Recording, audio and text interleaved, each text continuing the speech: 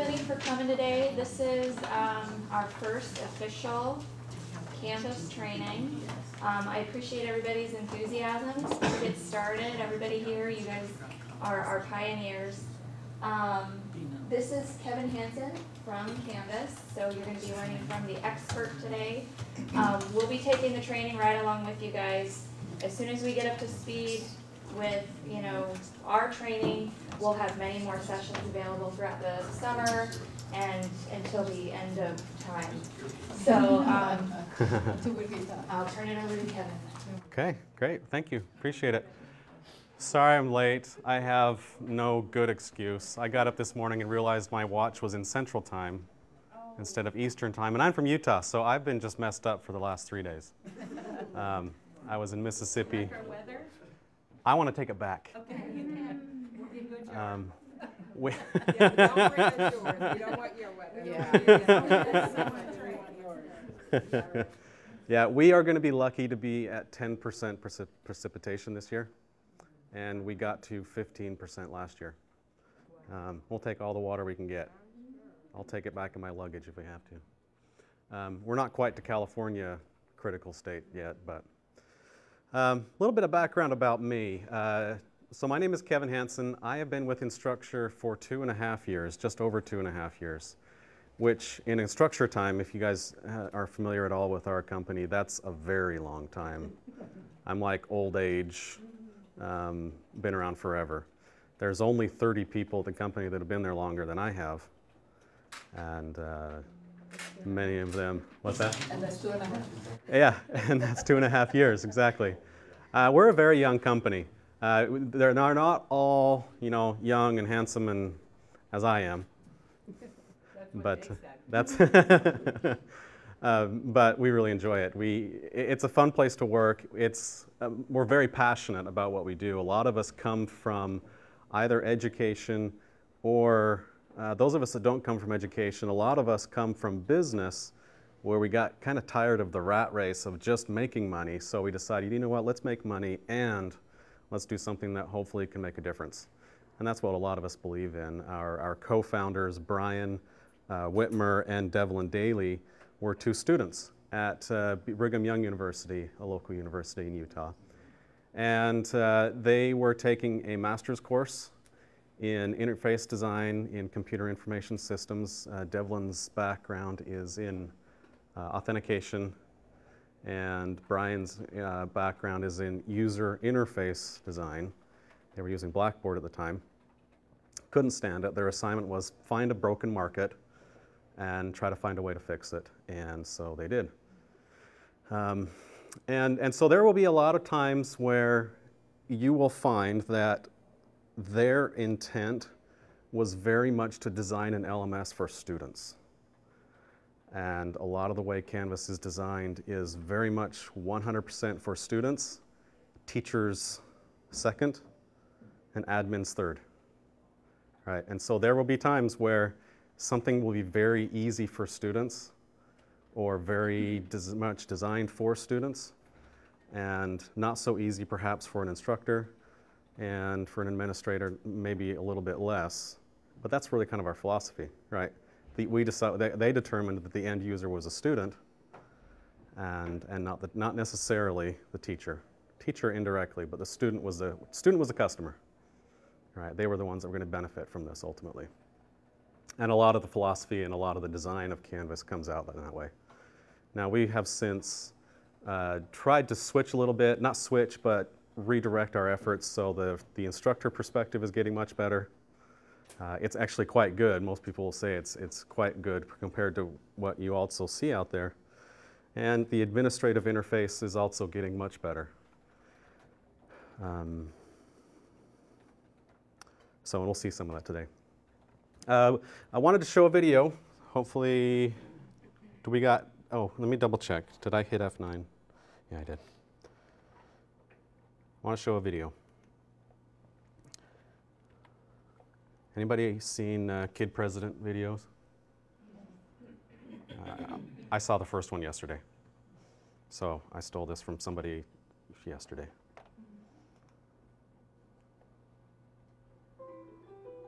Oh, of course we get advertising.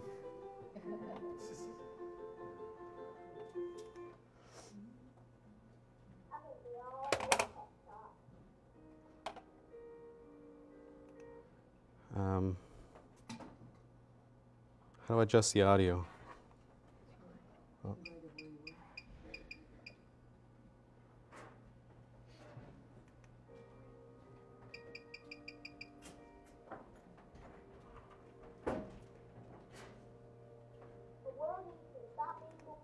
That's not very loud. Hold on. Try just to get on the video itself. see if On the video it's- itself? See if it's up there, yeah. So. This is my smart. Hold the volume, the plus on the volume up. There you go. Oh. Sorry for my butt, guys. I'm sorry, guys. I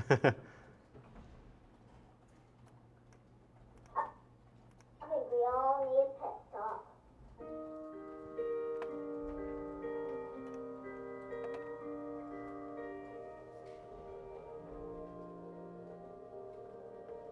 The world needs to stop being boring. Yeah, boring is easy. Everybody can be boring, but you're good at that. Life is not a game, people. Life isn't a cereal either. Well, it is a cereal. And if life is a game, are we on the same team? I mean, really, right? I'm your team, you're my team. This is nice, people. We got air coming through your nose. We got heartbeat. That means it's time to do something. Up along, 2 roads diverged in the woods, and I took the road less traveled. It hurt, man! Rocks, thorns, and glass. My parts broke. Not cool, Robert Frost. But one thing will work for that. I won't be the one that leads to awesome. Like that dude Jordan said, don't stop believing unless your dream's stupid. Then you should be a better dream. I think that's how it goes. Be a better dream and keep going. Keep going, keep going, and keep going. Will Michael Jordan have quit? Well, he did quit. But he retired. Yeah, that's he retired. But before that, in high school, what if he quit when he didn't make the team? He would have never made Space Jam. Never Space Jam. What will be your Space Jam? What will you create will make the world awesome? Nothing if you keep sitting there. That's why I'm talking to you today. This is your time. This is my time. It's our time. We can make every day better for each other. If we're all on the same team, let's start acting like it. We got work to do. We can cry about it. Oh, we can dance about it. We were made to be awesome. Let's get out there. I don't know everything. I'm just a kid. I do know this. Everybody do to give the world a reason to stay. Get to it.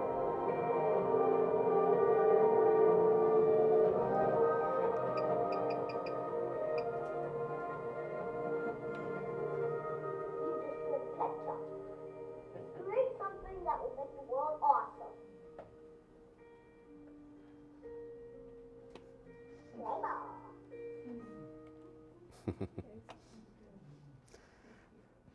The last year of our InstructureCon, our conference, the theme was Build Your Own Awesome. And they haven't released the theme yet for next year. It's going to be something along those lines. But that's really one of my purposes, or one of my goals when I come in and do these trainings, is help you to see at least 2 or 3 ways that you can use Canvas to do something a little bit innovative. Something that will take your students and make them think, this teacher's making an attempt to make this material that may not motivate me personally, make an attempt to make that happen. Right? They're trying to find some way. Hopefully Canvas can help you do that, and we'll look at some ways to make that happen, hopefully. But if nothing else, it's some time to think and reflect and look at some cool technology, some cool tools, and build your own awesome. So we'll take a look. Now I am going to get logged in here. I am logged in to easternflorida.instructure.com. Now before we go ahead and get started, anybody else having issues logging in? We still having a little bit of trouble? Yeah, using the number and email, and it's telling me it's invalid. But that's your account on the screen now. Oh, was this? Oh, and your other beat, use your beat. In both places. That's in both places. Now I'm gonna go to the place where you would change your password, because everybody, this is one of the first things I want to show. Everybody, in the upper right-hand corner of Canvas, you've got a settings screen. Now, that not to be confused with the admin settings where I was just at, or your course settings, but every user has this link in the upper right-hand corner, settings. That's your personal settings. And we won't spend a lot of time here, but I do want to point out a couple of things. We have, on the right-hand side, we have all of the ways that you can contact you, or Canvas can contact you. And we'll go into a detail on that in just a second. I've got 2 email addresses, a Twitter account, a cell phone number. This is my main settings, so every student, every teacher, you have access to this information. We have registered services down at the bottom. We'll look at that here in a moment. And then we have a couple of other user settings. Now I'm going to log in to a different account, just so that, because I'll be using this as well. This is my personal sandbox. I've been using single sign-on.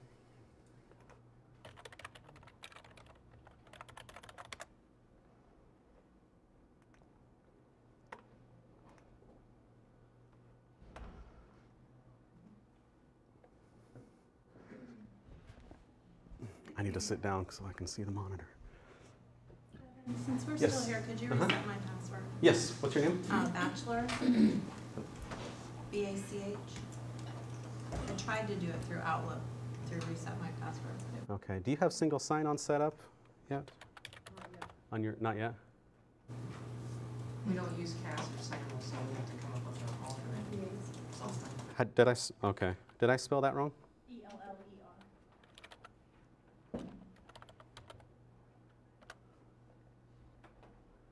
We got 2 here.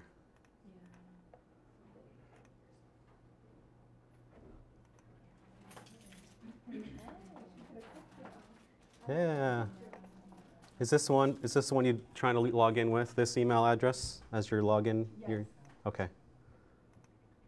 Everybody plug your ears. I'm going to set it to her email address for right now.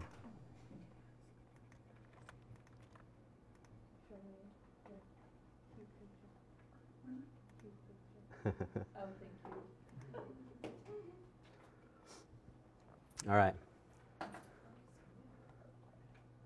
So this is my sandbox. I'm going to use this to point out, because I've already attached some of these services, and I want to talk about these. So on this main screen, every user in your account, and I'll point out where these appear in the different places in Canvas. But on my account here, I've linked Delicious, Google Docs, Skype, Twitter, Facebook, all to my Canvas user profile. All right? These do different things. Google Docs allows you to collaborate with other users. There's a feature in the courses called Collaborations. Students use this to collaborate, but they can also submit their own Google Docs as assignments. So you'll go to the assignment submission page, click on a tab that's called Google Docs, and it shows you all of your Google Docs. You click on one and submit it. You don't even have to upload it. Skype will show you other users, if you allow them, just whether or not you're logged into Skype. Twitter allows you, can allow Canvas to send you private notifications, your new assignments, conversation, things like that. We'll look a little bit more about that, and Facebook is the same. Delicious is bookmarking. Anybody use Delicious still? That was hot about 6 years ago.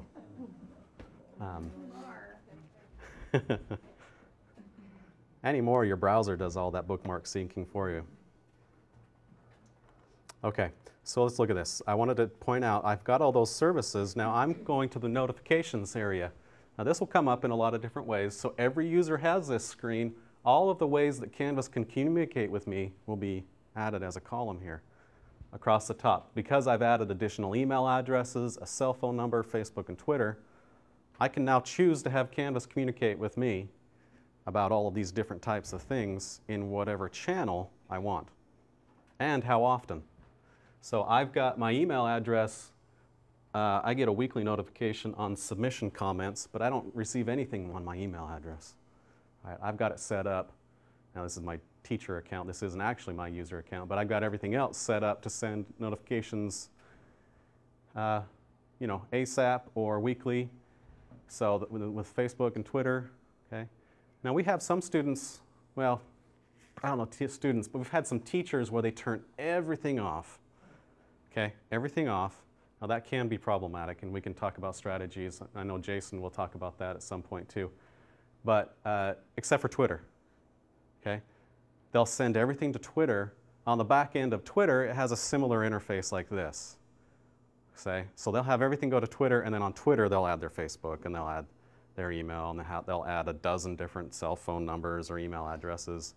And they use Twitter as the broker of all that communication rather than Canvas. So there's some flexibility here.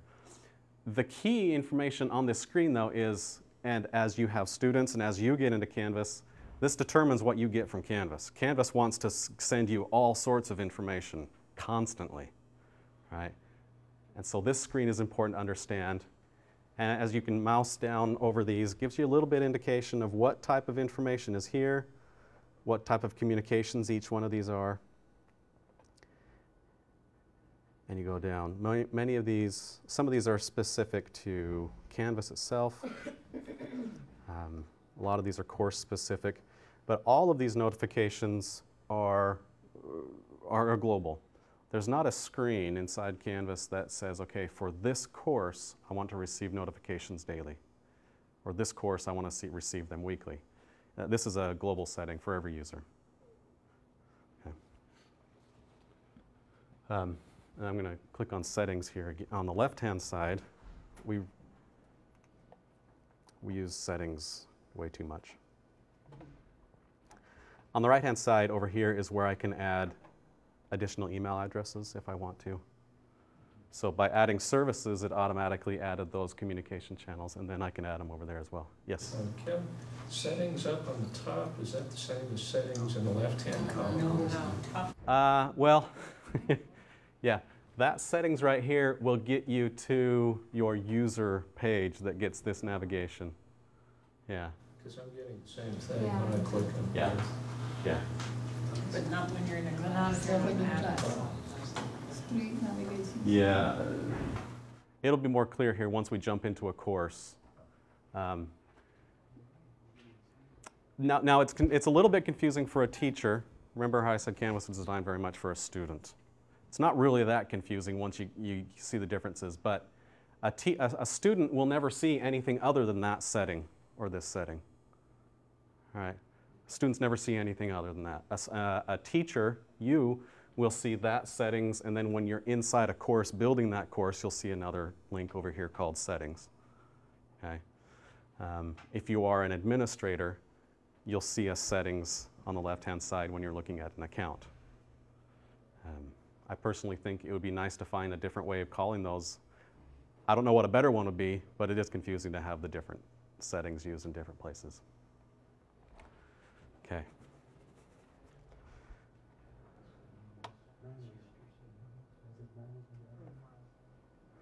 All right, so let's go ahead, let's jump into the courses then. So you get to a course, students and teachers alike, you get to a course by hovering over courses and groups, finding one.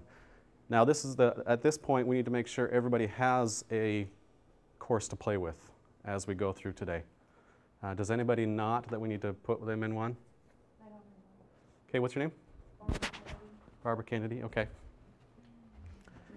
Do you by chance, do you have a create a course link over here on the right hand side? No. Okay. Let's create one.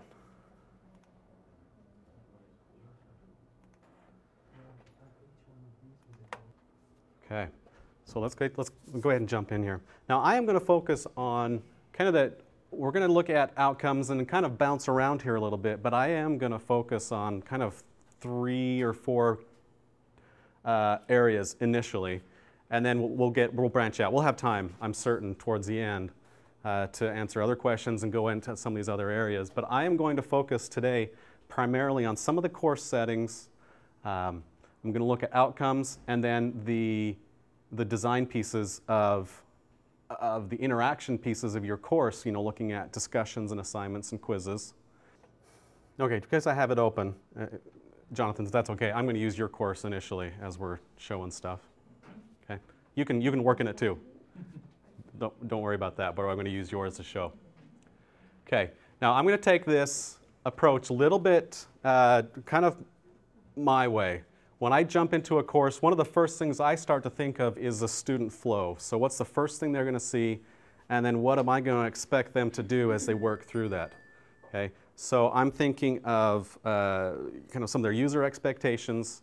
What are they going to know? If I'm a student, I've never been in Canvas before, and I click on that course link, right, what am I going to see? So that's one of the first things that I like to look at and focus on, and that is going to be the home screen of the course.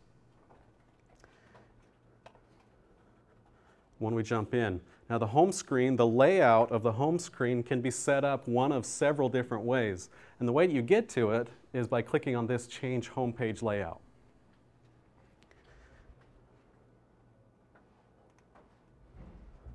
There are 5 options. 90% of the time we see one of these two, a page I'll design myself or the assignments with syllabus. And the reason for that is a page I design myself is just that. You've got all the rich text editor tools that we'll dig into as soon as we look at that.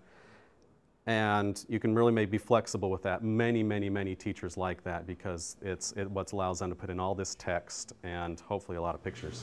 When you choose that one, in the right panel, show files, can you block that from the students? Students don't see that. They won't. No. Right. On the back end, is there a way that as an administrator you can create a 6th option where it has like a template in there that we could have our instructors choose from? So the question is, because he asked me to repeat the questions and I just remembered, is there an option to add a 6th here? Not that I'm aware of, but we do have a school in Utah that has just gone ape crazy with JavaScript, and they've done some stuff that might be useful. I'll take that. Remind me at the end. I'll see if I can find some of what they've done. I'll try to point it out today too. They've added some, with JavaScript, they've added some additional buttons above all the editors that say insert a template and stuff like that. So that might be something to look at as well. Good question. All right. So I'm going to start out with a page I'll design myself. So I'll go ahead and switch that. Page I'll design myself and update layout. Now, because we are doing the training today and we don't have any students in, so we wouldn't want to worry about publishing a course early, this thing across the bottom can be a little bit in your way. I typically don't walk through these as part of the training on here. It's really nice if this is your first time, you don't have somebody to kind of walk you through Canvas. These are some of the kind of the initial steps that many teachers need to use. You can do one of two things. You can X this out and close it, and it will hide that, at least for a little while. Or if you want to, because we don't have students in it, you could publish this course if you don't want to have this on your screen all the time. You can do either one of those. I'm just going to exit out, close it. Update my layout. So again, I'm thinking, yes? Can you unpublish? Unpublish what you published? Yes, so can you unpublish? Yes, not as a teacher. That is one of those areas where that particular feature was designed for as a functionality of a teacher essentially saying this course is ready. And once it's ready and you release it out to students and they've seen it, from the student perspective, we didn't want to create more confusion by that course all of a sudden not being available for some reason. And so it is possible. There are ways that we could work through it administratively to do that. There are some loopholes, essentially, in one of the import files that you can do to unpublish a course. Now, there's a workaround to that. If you go to Settings, and I edit the course details, you'll see a course has a start and an end date. Okay? As a teacher, you can edit these two, right? And if you check this box, then that restricts student access to that course to those dates that you put in. Now you can't go before or beyond the term dates. See, this course is attached to a term right here. Right? Your institution will ultimately attach your courses to that term. You can't extend it beyond or before that, but within that range, you can adjust that date. So if you published your course, but then decide, oh, you know what, I actually want to meet with my students first before they start jumping in and doing stuff, you could put in a start date that's maybe a day or two after your start date, check this box, and then it's kind of as if you'd unpublished it. Yeah, it's still visible to students, they can still see the link, but they can't get into it. So, good question. Yeah. While we're here, let's look at a couple other settings. Now, I am looking at this as an administrator, but if each of you look at your course details page, you'll be able to see those fields that you can edit as a teacher. One of them is the date field, and depending on your account settings, you may or may not be able to edit your course name. Okay, that's an administrative decision that you make at the account level. You can't change the department or the term. You can't change the language. Now, the language in your course is, it's not going to translate all of your content, but it will show, for example, like your navigation on the left-hand side. We could set that to, I think we're up to 9 languages. No, a couple more. Okay. We typically see this in language courses where they will say, okay, for the next week, we're going to set this class to French. You know, if it's a French class, they won't do it the whole time. Most teachers aren't that mean, but they will say, you know what, next week, Canvas is going to all be in French in this course. All of the interface, all of the buttons in this course are going to be in French, or they're going to be in Spanish. And so you either have to have a really good visual memory, or they really have to kind of dig into those a little bit. Most teachers won't do anything critical during that week. You know, they might have a discussion forum or maybe 1 or 2 assignments. Because that includes quizzes and all the quiz buttons and all those different types of things. They'll all be translated. Just a thought. The file storage is not something that you can change. An administrator can change this on a course level. Now I want to look at this one here, course grading scheme. All right. So at the account level, you can create grading schemes, you know, letters, 93% is an A-, all those different types of things. You can do the same thing at your course level. So I'd like to take a second and point that out. Yes? The file storage. If you add videos in your class, would that count against your storage? Don't tell anybody, but not right now. So the question was to do files, recorded videos that you use doing that the video recorder tool. Do those count towards your course quota? Not right now. And the reason for that is on the back end, there's not a super good way of tracking the video, and in an efficient way that doesn't drag down the overall experience in Canvas. Eventually, yes. So we're getting some free storage right now. Yeah.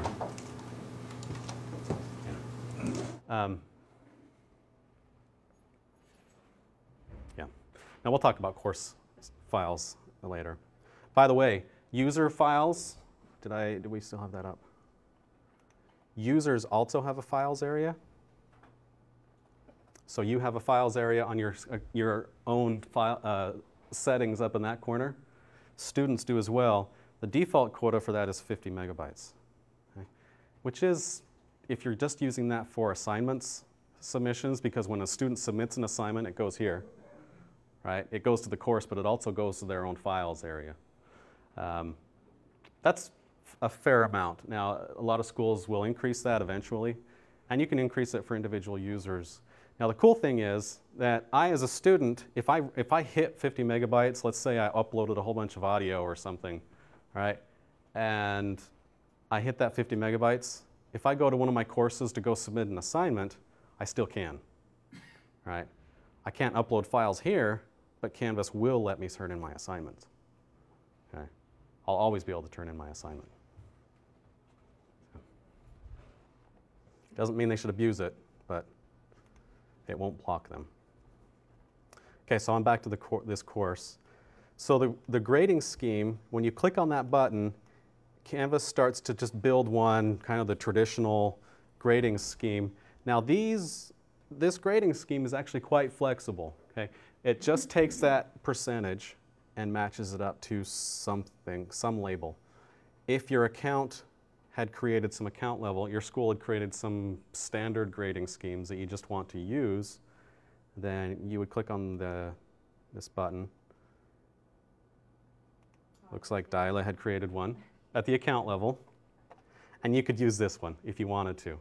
You know, a lot of schools will call it something like, you know, Eastern Florida State College Standard Grading Scheme, something along those lines. But I'm not going to do that. I'm going to say that I have the flexibility to do this. So Canvas builds a default. I click on the pencil. Now this pencil icon right here, both of these, okay, start to get familiar with those because they do the exact same thing every time you see it. Okay, this search glass, magnifying glass thing, whatever that is, you click on that, it will search for some of whatever you're looking at within that course or at the account level. All right, so it searches, and this one edits. That little pencil edit. I missed how to get to the edit grading scheme. Okay. All right, so let's back up a second. I'm on the course settings page, okay? Course details.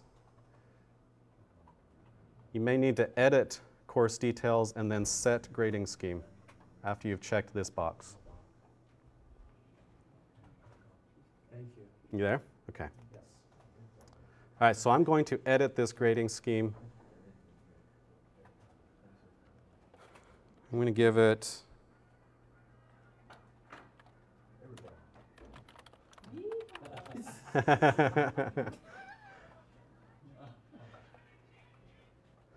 if you're going to have a ringtone that rings in the middle of something, make it worth it. That's right. That's right. Okay, so each one of these boxes, it's a small box, but you can actually put something longer than what would be visible here. Okay, so I have seen courses do everything like, so I'm just going to delete all these lines. It's kind of slow. Pass, fail. Pass is everything from, let's say, I'm going to be mean, 85 and above, and you fail if you get below 85. Okay? I'm tough. If I'm assessing your learning, no. You can really do whatever you want to here, and this can be full words. Okay, I've seen schools use the not the GPA, the 4.0 scale on there, right? And they'll use that. And where that is displayed for the students in that course is on the grades page. So when they click on the grades link, it's above where we can see here, but when students click on their grades, they'll see their percentage in the course, but they'll also see that calculated grade based on the grading scheme. Okay, so it could be letter grades, could be pass, fail, it could be fail, fail, fail, almost. Can you set up more than one grading scheme for a grade book? Yes, kind of. So can you set up more than one grading scheme? That was a question. You can only have one grading scheme used at the course level, but you can have individual assignments be linked to different types of grading scheme. Yeah, we'll look at that. Remind me if I don't show that.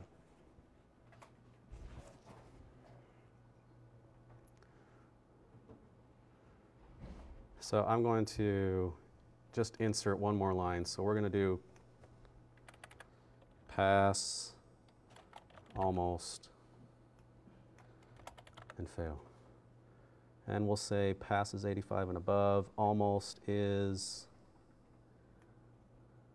85 down to 60, and fail is 60 and below. So that's the grading scheme being used in my course. Very, very useful to the students.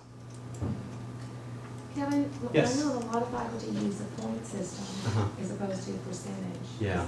Can they do that? What is cool is now the answer is yes, as of last Saturday. See there? Ask Yeah. and it's done. Well, how about that? I knew it was coming up. I knew somebody would ask that. Yes, you can use points, and and that is on the grading page. Yeah, so let's look at that. If I go to grades,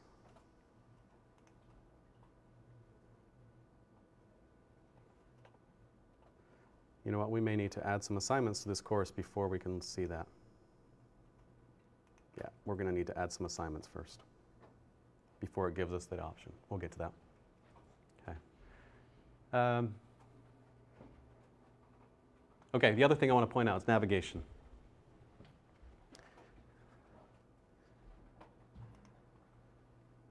We've got an awful lot going on this left-hand side, right? And one of the first things I really recommend is we trim that down.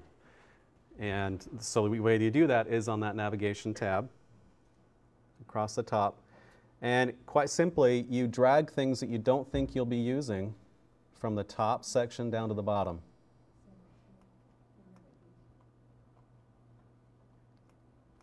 Now, I typically use all of these things in my course, but I won't necessarily show them to the students.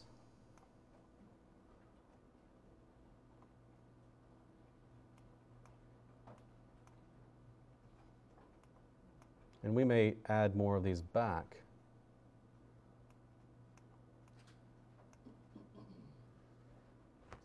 So I reorder them, click and drag them around. Down here at the bottom, things will be hidden from students. They'll still show up for me as a teacher on the left-hand side, but as the students, it'll be gone.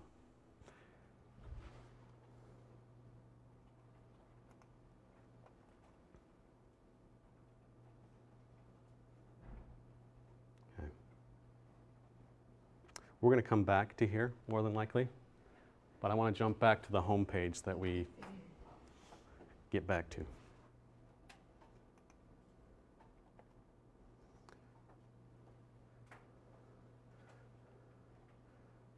Okay, so this is the home page. I'm gonna take a second and create another Sandbox course for me so that I'm not clobbering Jonathan's changes. Give me just a second, and let me do that.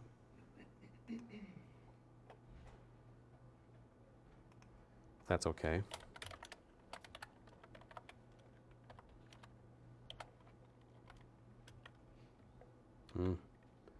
Windows.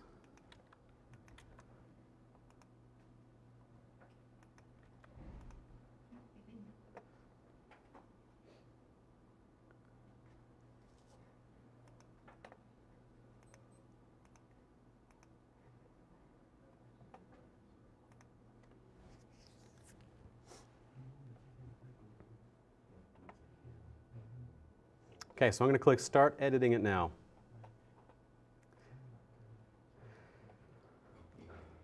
Now this will be very common.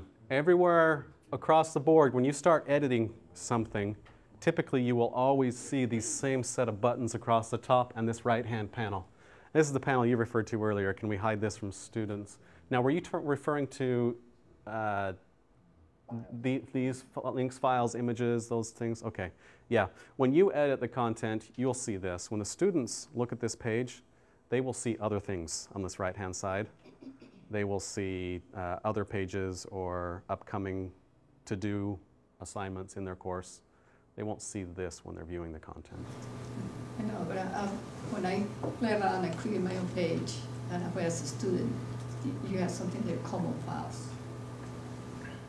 Oh, common pages, yes, yeah. So that's what Oh, okay. I see what you mean. Yeah, you can with some carefully crafted CSS, but that would be done at the account level. So what I do it was using the syllabus page to design my own thing. Yeah. And then in that way the students still see the color. I think that's why Elspeth's college decided to go with that option instead of, I think it's when it's a page I'll design myself. This is a test of the ESSC emergency phone system. This is ESSD will conduct a test during each semester of the emergency phone system. If this had been an The actual assignments with emergency the syllabus situation alert, appropriate Yeah, directions would that have is, followed. Thank you. is that the Have a great assignment with the, day. yeah, yeah. Yeah, that might be what you're looking for. Yeah, I see what you mean. Kevin, Okay. Yes. could you show everyone how to see the student view so that they can? Sure. Sure. So, question was how do we get to the student view? That's a good idea to show that because you'll want to bounce back and forth. I'm going to go back to the settings, my course settings page. Bottom left, top right, student view.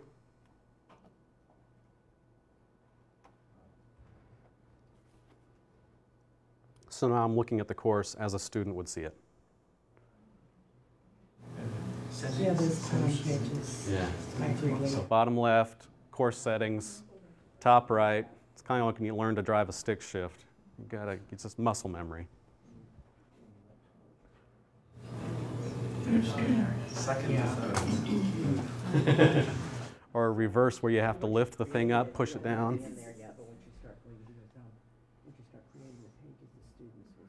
Yeah. And then bottom right is where I leave student view. Cool thing about student view is not only can I see the course, I can see the content, but I can submit assignments, take quizzes, and all that stuff as that student because Canvas actually creates a student enrollment in that course.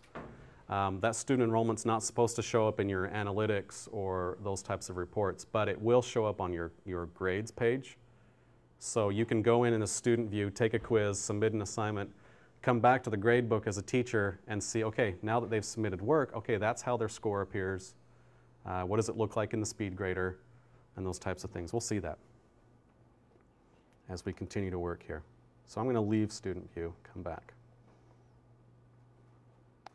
So, Dyla, you were saying we might use the assignments with the syllabus at the bottom page rather? Okay. I'm going to go ahead and switch to that just so we see it.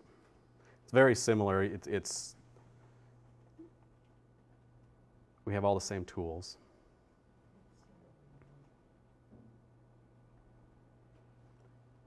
Edit the syllabus description.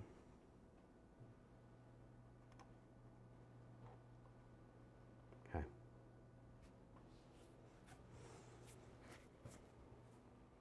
So we got all these quick editor buttons. We get, once in a while, we get comments. I don't see everything here that I would see in Word. And there's a reason for that.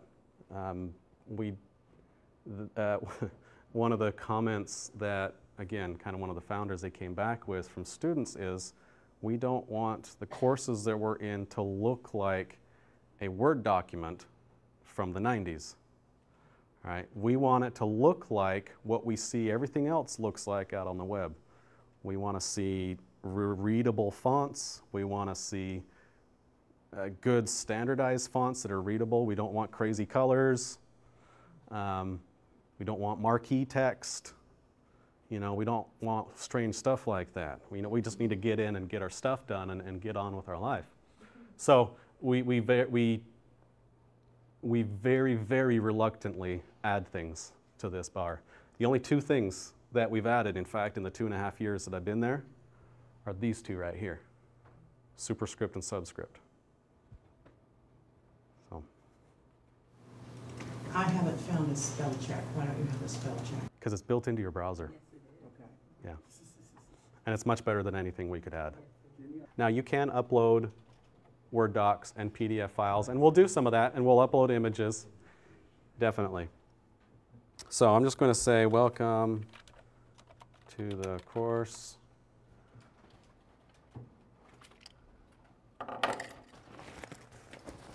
I need to get lower so I can see the screen. There we go. Welcome to the course. I'm going to highlight that.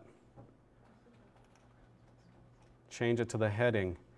Now, again, these are, by design, somewhat limited in the choices that you have here, right?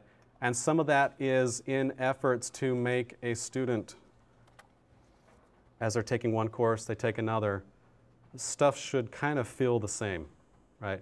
From the student's perspective, that's a best practice, right? The students need to be comfortable with it and not have a jarring shock effect if they go from one course to the next. There's still an awful lot of room for flexibility and creativity in Canvas, but just subtle things like that we really push to make them use common elements. Welcome to the course. What to do first.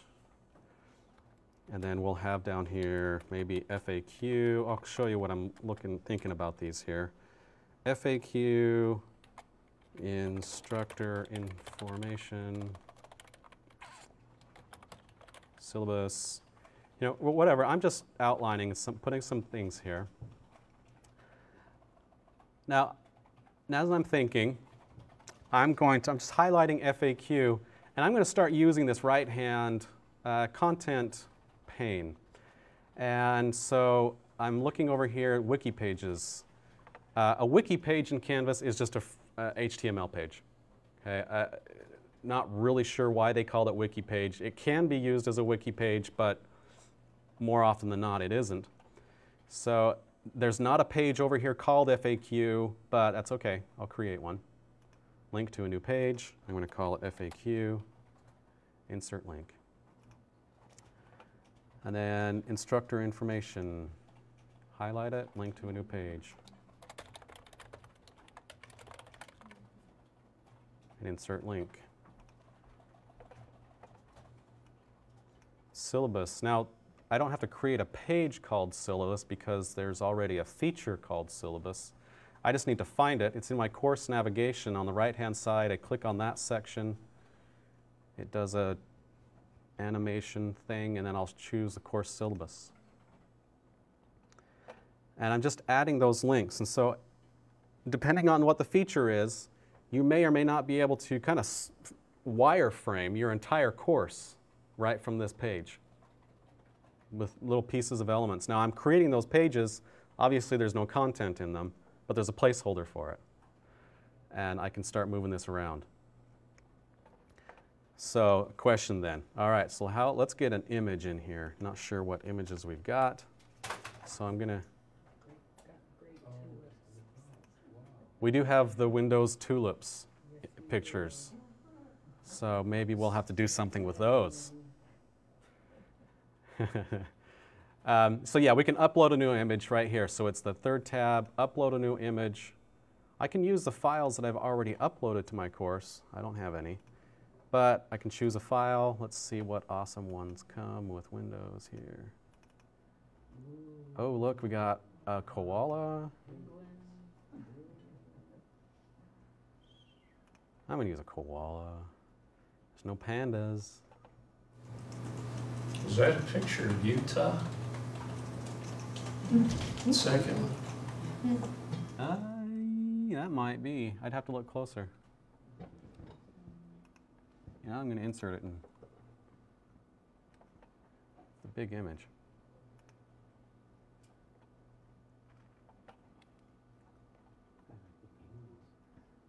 Yeah, I think that's down near Arches National Park. Yeah. I don't think that's in Arches, but it's near it. That's a big picture. So you can click on a picture and it's artificially resizing it. Okay, and the reason why I say that is anybody that's, if any of you have done web design, you can resize a picture in your browser, but it's still the full size. It's just making it look smaller. So this is a really big picture. I would want to edit this in something else and get it in there. A common feature request is to have some video editing, or some image editing built into Canvas. I don't know if that will ever happen. There are many, many, many common, really cool image editing that you don't even have to download. So I'm going to use this Pixlr editor. Pixlr.com is one of my favorite.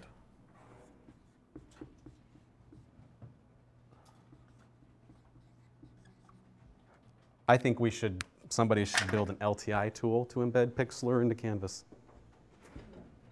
That would be cool. So I'm just going to then, it opens it up. Because I want to edit that picture. I want to make it like one of those header banner type of images to put at the top of my course. That's a little bit of creativity and customization that I can do on that course. It's a pretty common thing to do. So I'll upload an image in here.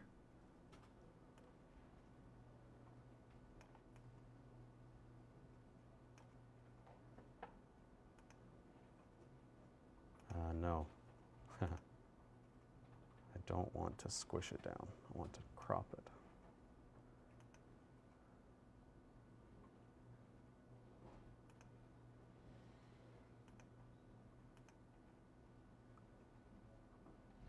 I'm a personal fan of PNGs.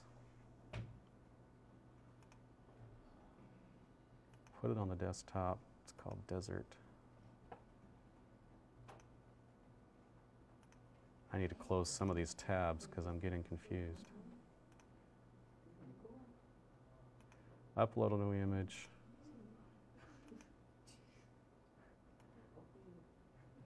Where did Desert go?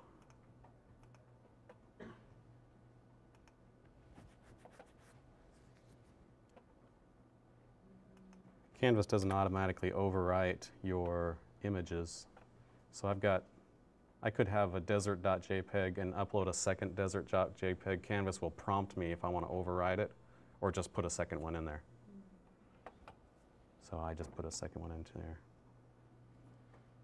You know what I think that is Monument Valley. I'll look at it. We'll have to look it up. We could do a Google Glass search. You can upload a picture into Google and have it tell you where it is. It's kind of cool. All right, so we got an image in there. Now another thing I like to show is as I'm wireframing a course, oftentimes I've just got a flow in my mind.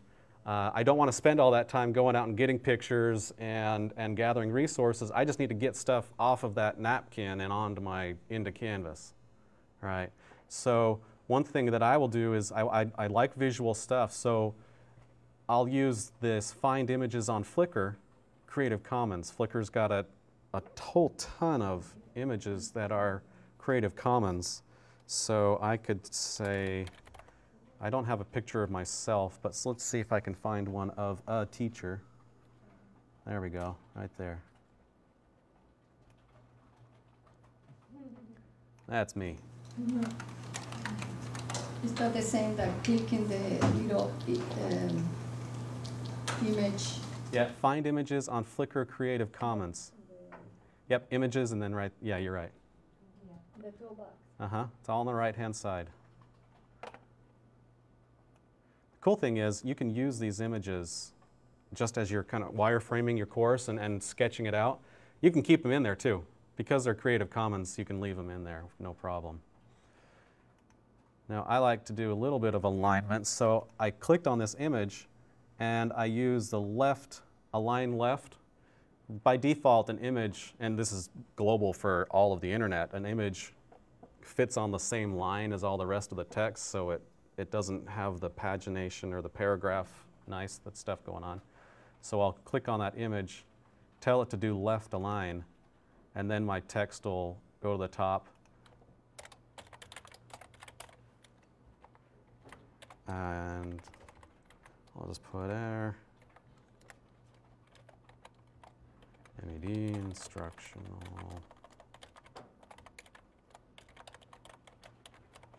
USU,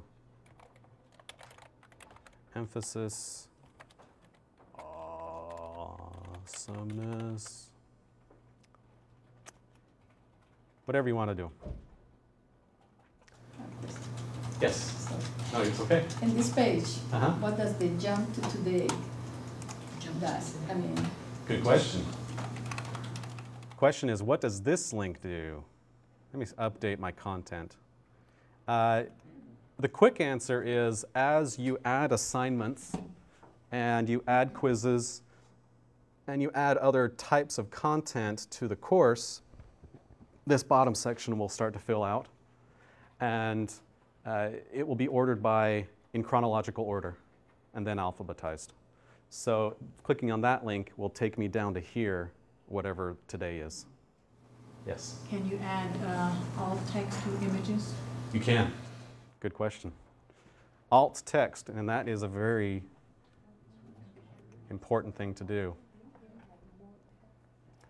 Alt text.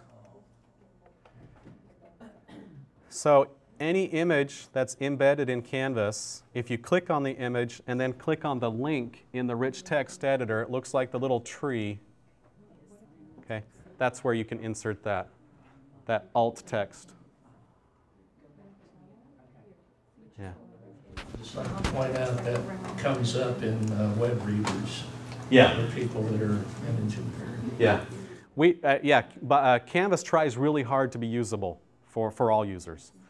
And obviously we can't control the content inside the courses themselves. And so this is important for teachers and course designers to be aware of in putting this types of thing. Obviously a screen reader can't see the image, and so you put a description of that text in here.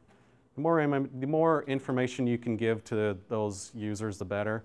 And it helps all the other users as well, because having a little bit of context, even if you don't add it to the alt text, a little bit of description of what your image is outside, it kind of starts to diversify and get that in there.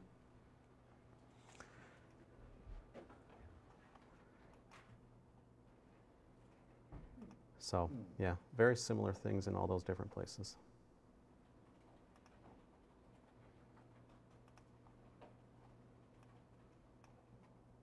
So I'll put an alt text on my picture.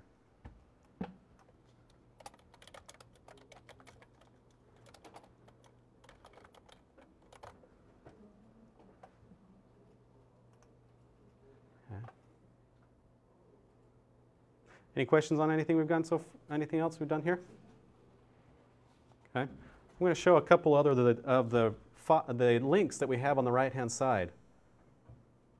So we've also got files. All right. Now files can really be anything. They can be any type of, images, documents, PDFs, Word docs, whatever you upload into your course. Some of them Canvas will do pretty cool stuff with. So I'm going to then upload one. I think we have a Word doc that I can find on here.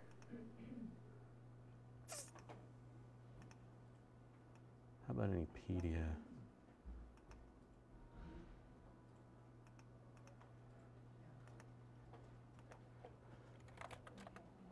I'm going to create one real quick.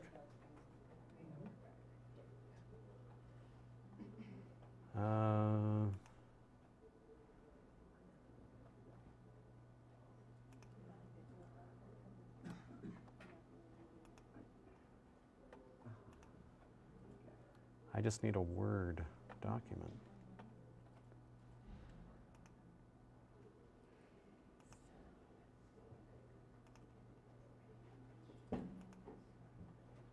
Okay. So I just created a Word document. We'll say I created it a long time ago. I'm going to upload that into my course. So again, I went to the Files area, Course Files, choose File, found it. I'll upload. Now, let's see, where did it drop that?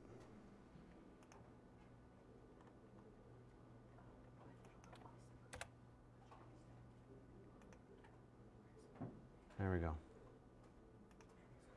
So it uploaded that into my Files area, and by simply clicking on it, it adds a link to that in my content. Now it is a link, but what it also is, if we give it a little bit, what Canvas on the back end does is it submits it to a previewing system called Scribd, S-C-R-I-B-D. And what that does is it takes that document and generates a preview of it. And it shows that right inside my browser. For those who do not have Microsoft Office. Right. Yeah. Yep.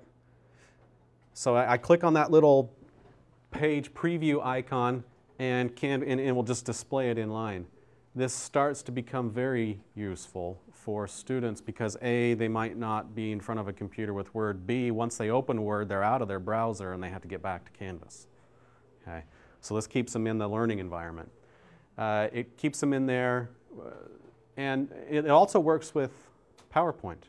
Okay? So let's say you create a PowerPoint, you do a lecture, you then can upload that into Canvas, and that will preview just like this. And with a PowerPoint, it gives you the forward back buttons. So right inside your browser, you can go forward and back on those slides. Now, granted, it will not do all of the bells and whistles that PowerPoint will do with audio and the transitions and video, those types of things, but all the main content, the pictures and the graphics and your text works just fine. In fact, one of the things that I see people do, and we haven't got to that with video recording, is we'll see instructors, they'll maybe record a lecture. And this is kind of the poor man's lecture capture, right? They'll record it with a regular camera perhaps, and save that. They'll upload the video recording of the lecture into Canvas, and then they'll upload the PowerPoint just below. So we'll have the video here, the PowerPoint below, so the students can start that video and then go follow through with the PowerPoint just below. So, yeah. In fact, we'll do that right now. I'm just going to edit my description again.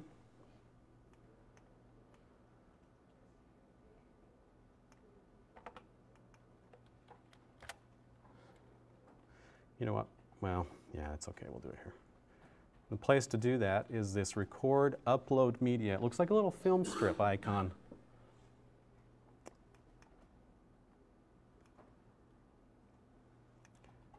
Now, these computers I don't think they don't have webcams. Okay? But if you had a webcam, this would find it and prompt you to allow Flash to record your video, record your audio, and it would just get recorded and uploaded straight into Canvas. It works quite well, actually. So in an Apple, you cannot do that because of the Flash? Well, on an iPad, no.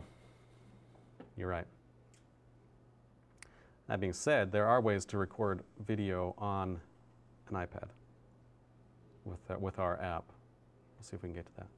When I was playing with this in the practice shell that you provided and the actual coursing you had, and I tried to use this feature, it took 5 days and it still hadn't uploaded my video. And I used a webcam that was on a non-Mac. Did you use this record media or upload? Okay. That sounds like something that should get a support ticket on. Okay. Yeah, that shouldn't happen, even if it's really long. Yeah, it was very short. Yeah. It still is unavailable in that. Yeah. Yeah, if that happens, that's a good opportunity to submit a ticket, because it may be that you can kickstart that process on the back end. I tried to use it yesterday, the webcam, but it didn't work for me. Yeah. Since the webcam, but I didn't. Yeah. So this one's a little bit tricky. So just to repeat, we've had some issues with recording media not being made available, and then the webcam not being available. A lot of browsers are getting very finicky when it comes to what they allow Flash to do or not do. And this is one of those areas, especially Chrome. If you do use Chrome, you'll have this dialog that appears here that asks you for permission to use your camera. But then you'll also have a big gray bar that appears across your browser, and you also have to click yes there in 2 different places. And if you've ever clicked no in Chrome, I don't know that it prompts you again for that website. So that can cause some issues. And that's the browser being really stingy with Flash, because Flash has been used in a lot of bad ways in the past, so they're really buttoning down on what they allow to happen. Firefox is a little bit more lenient. Internet Explorer is about the same as Firefox. It works most of the time. But I think with the new version of Internet Explorer, I've heard that they've added a similar thing like Chrome. You've got to click allow within the Flash window and then allow again somewhere else. Maybe they embed the Flash into an HTML file. They're working on that. They are. We'd very much like to. I mean, everybody's getting away from it. Yeah, we would very much like to replace Flash. Very much so. This is one of the only 2 places in Canvas that rely on Flash. this one, and then conferences, do the video recording, the web conferences type of stuff, that uses Flash as well. Yeah. We'll see if we by chance have any video. Oh, we do. Yeah. We'll upload one.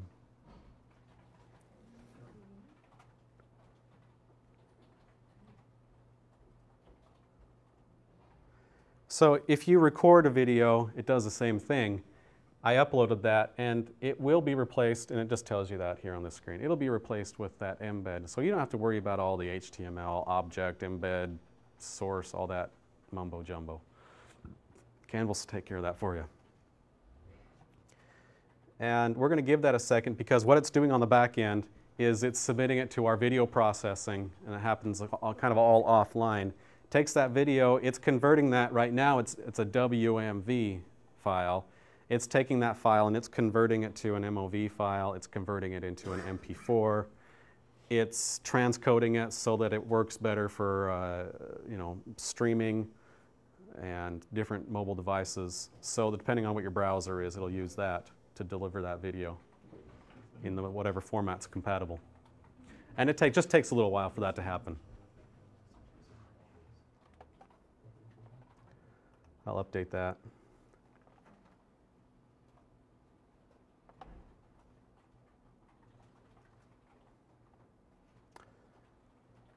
Yeah, it's just taking a little bit to process. How can you embed YouTube videos? YouTube videos. So YouTube videos are dangerous to search for when you're doing a live training.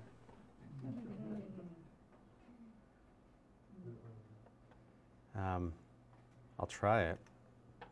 Well, you know what I'll do is I will YouTube kid president. That way I know I'm getting to where I think I'm getting to.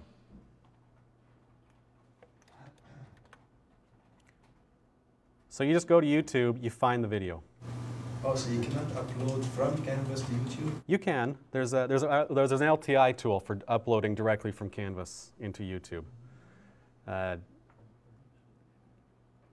So I'm just going to take that.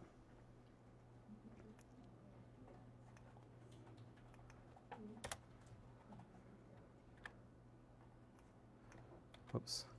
If I've got that link copied, if I insert a link to URL, so I'm using the button just above in my rich text editor, I insert that link, Canvas recognizes that it's a YouTube link, and we'll insert link.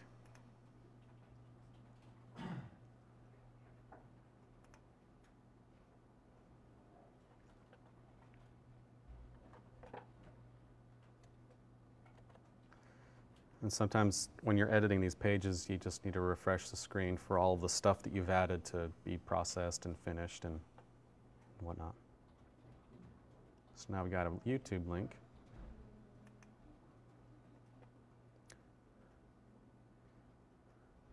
I think we all need a pep talk. Now the cool thing about the way that Canvas embeds these videos is Canvas, when it does that, it requests two things. A, it requests for no advertising. Okay, there's a way in the YouTube API to request for no advertising. I don't know that they have to respect that, but we do add that when we do this embed.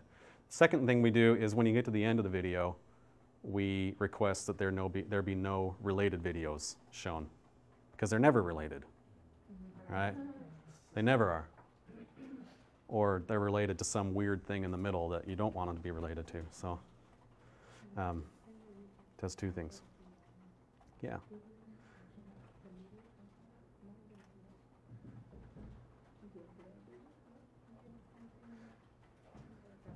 Okay, now I'm kind of adding some random stuff to this page, but that's okay. We're just looking at the tools. Now the other one I want to point out is the math equation editor. Any math teachers, science teachers that would use this? Yeah? I have a request for this, please. Whenever you open it, I'll let you know. Oh, yeah. We would love to have an enter where it goes to the next line. That would be great. Right. Because when we write like solve equation, we go step by step. You can't go like on one line for them. Sure, sure. Yeah, Joe, come on, ask Happy him now. English for today. Kevin's gonna get it done within the next minute. There are a couple other LTI tools that do these equation editors, and so some of those are a little bit more feature whatever that is, feature rich. Thank you. Now the other thing you can do is if you do know LaTeX, you can enter in the raw LaTeX encodings here. I don't. I know like one. I think that no. See, I don't even know that. If you know that raw LaTeX stuff, you can see what it's inserting. And you can enter that, and you can copy multiple lines of stuff, and it will process that way. Yeah. I don't to put something in here intelligent, and since we've got somebody that does math in here, I won't try to make it up. But you got all sorts of all these mathematical equations and different types of things that you could put in here. We'll just put in some random stuff. Joe, what's the answer?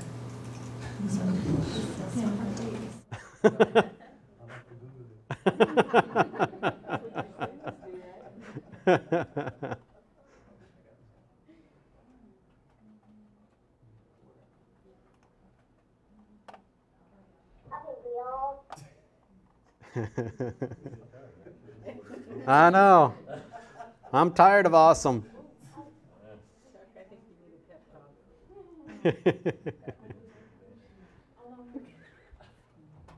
Okay, any questions on just the content? Because we're going to see those same editor buttons pretty much everywhere, all right? And we'll, if we missed anything, we'll get back to it. But. All right, so we got a home page that looks awesome. It's got a whole bunch of random stuff, but it's got a picture of, I think, Monument Valley. Okay, so let's switch gears a little bit. Let's look at some of the specific items in my course. So I'm going to look at modules. Okay. Yeah, I did uploaded the media like you did, and mine still hasn't come up yet. Oh, was it a big media? It's the same one you did. Oh, you did? Yeah. Let's take a look at it. Okay. Yeah. Modules is an area of Canvas that I personally like. I like to structure my course. I like to think of my course kind of sequentially, and I like to have the ability to structure things and organize things, perhaps not graphically, because as you'll see, the modules is not graphically exciting, but it does allow you to group things together and put them into that sequence, and also not only for the instructor as you're looking through it, but for the students as well. It puts your content into a sequence, and you can also put some prerequisites onto when they can get to different things, require that they go through in a certain order, those types of controls, and we'll look at that. So on this page, we'll be looking at two different things. We'll be looking at modules and module items. So I just clicked Create a Module on the right-hand side, and we'll do, oh my heck, I can't type. Anything that ends in "ucture," so infrastructure, instructure, instructions, anything like that, I can't spell anymore. Can't spell my email address. Always takes me twice. So instructions. Or getting started, something like that.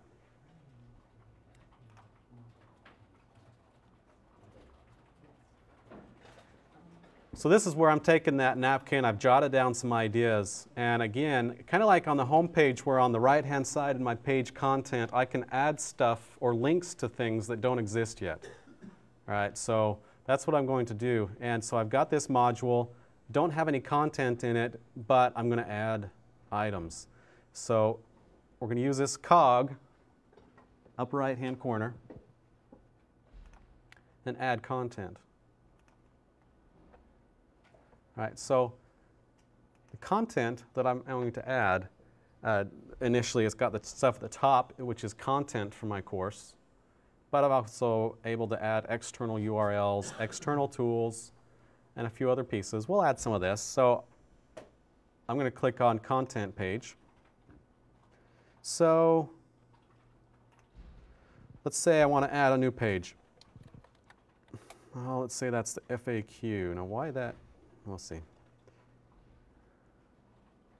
going to add the FAQ page. So it doesn't exist yet, but that doesn't matter. I can still link to it. Add content. What was the other one I had on my front page? Instructor information.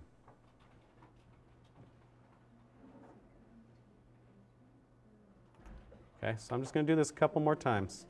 So it's this little cog, add content. So this time it's not a content page. Let's say I have a discussion. This is the traditional introduce yourself.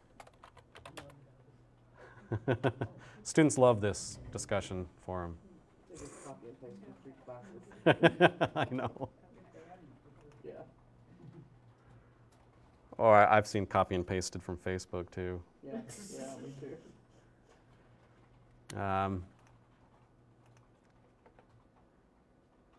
Just discussion. Let's see, what have I got? We're going to say I have a quiz. Syllabus quiz. Students love this one too. Yeah.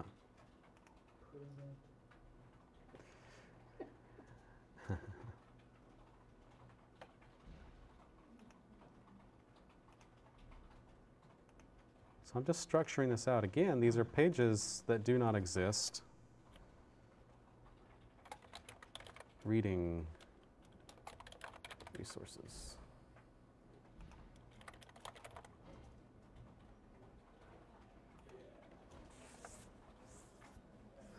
So again, it's not visually intriguing, but this is allowing me to structure.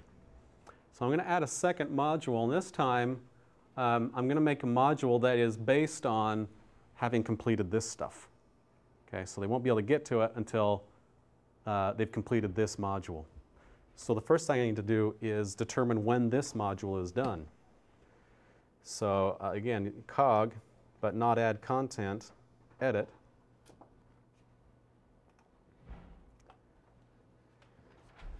Okay, so I edited the settings, and we'll see a couple more here in a moment, but I'm going to choose this one. This module is complete when. And I can add one or more requirements.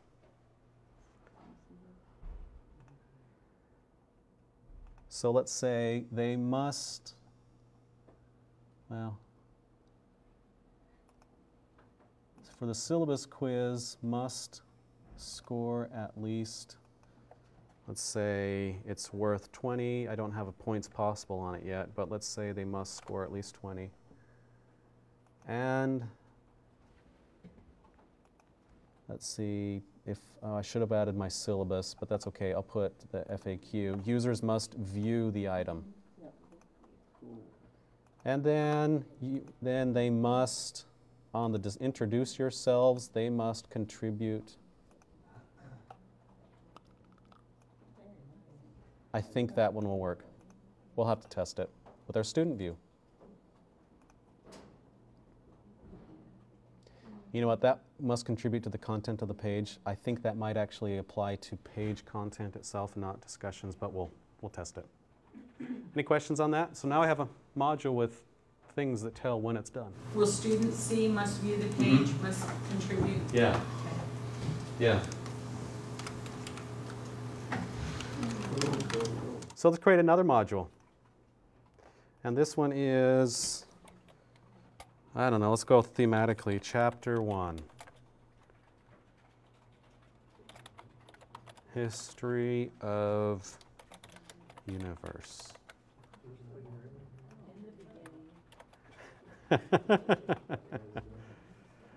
Now, so notice, before students can view this module, they must complete the module instructions or getting started. So you did that, okay. Yeah, I can do this afterwards, but I know that I've got that already in there. Add the module.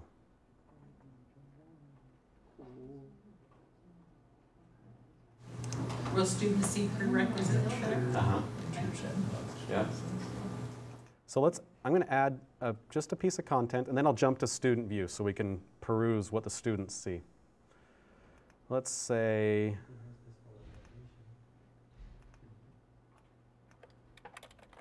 Chapter 1, objectives. And then, again, I'm just jumping to that cog on the right-hand side. That's what I'm doing over there, is I just keep jumping over in there and just add content. And let's say Big Bang assignment.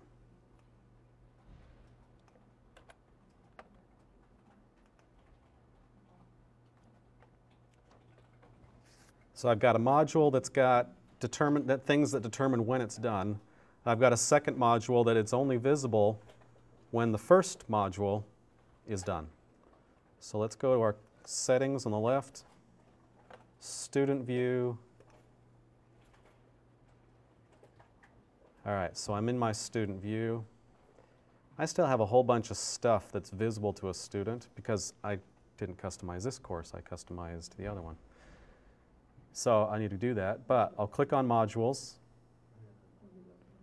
So this is what a student sees. I've got to view it, I've got to contribute, I have to score at least 20. And if I try to access any of these things, it won't even let me. They're not even links. Okay. So let's go and view a page. So I'm a student, FAQ. Here I'm viewing all of this good content. I could go click on the next button. I'm just going to click to see the full course sequence. That'll take me back to the modules. I could use the back button, but you can see how I'm starting to get a little bit of indication as a student what I've done. Yes? On your FAQ page, there was a note that said page last edited by, and had your name and the number of minutes. Mm-hmm. Will students see that as well? They will. Uh-huh.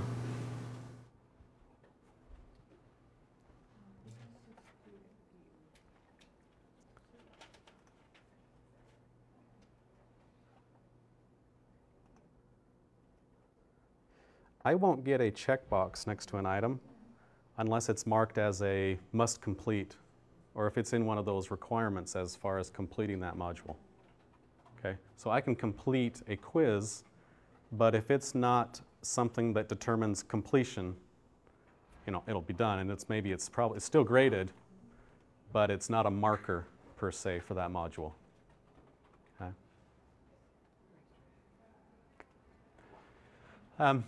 Now, just to talk a little bit about these modules, as much as I like the structure here, okay, and this is where ultimately the courses that I've taught, ultimately my students get oriented to looking at this page because this is really kind of a good sequence for them. I'll typically mark maybe one or two things as completion of a module, and sometimes I'll require them to go through in sequential order, but a lot of times I don't.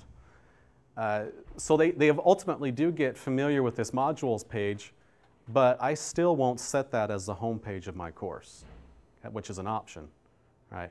Because that's confusing for most students. And until they've gotten used to that, really having that home page, which is very friendly, very informative, a lot of big pictures, and making them feel good and about being in that course is still a best practice that I try to follow. Kevin, can we to the student view again because the page is not showing? Okay, how to get to the student view? The settings. Not at the top, slide settings. Yeah.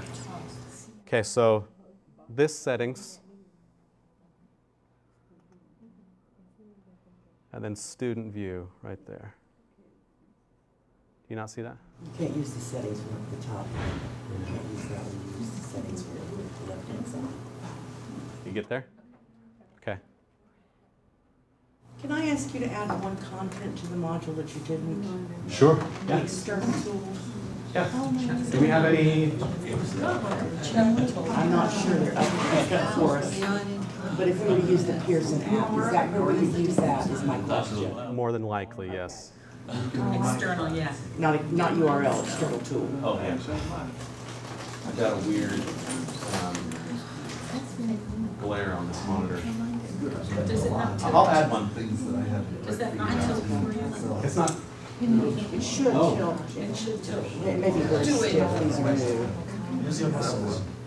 Come on. I don't want to break it. No, it won't break, just if you get it like this, get it. It's not.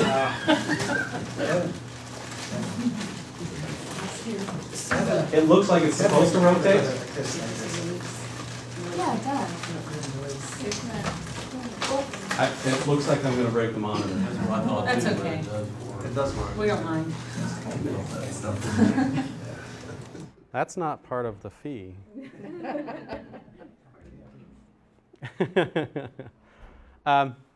So the question was, let's add an LTI tool. Right. Maybe it's a good time to kind of talk about that. Yeah. What time have we got? Is it really 10 to 11? Okay. I know. Maybe we should skip LTI for now. Yeah, let's come back to that. Get personal. All right, I guess it's. It's okay, we'll get it. All right.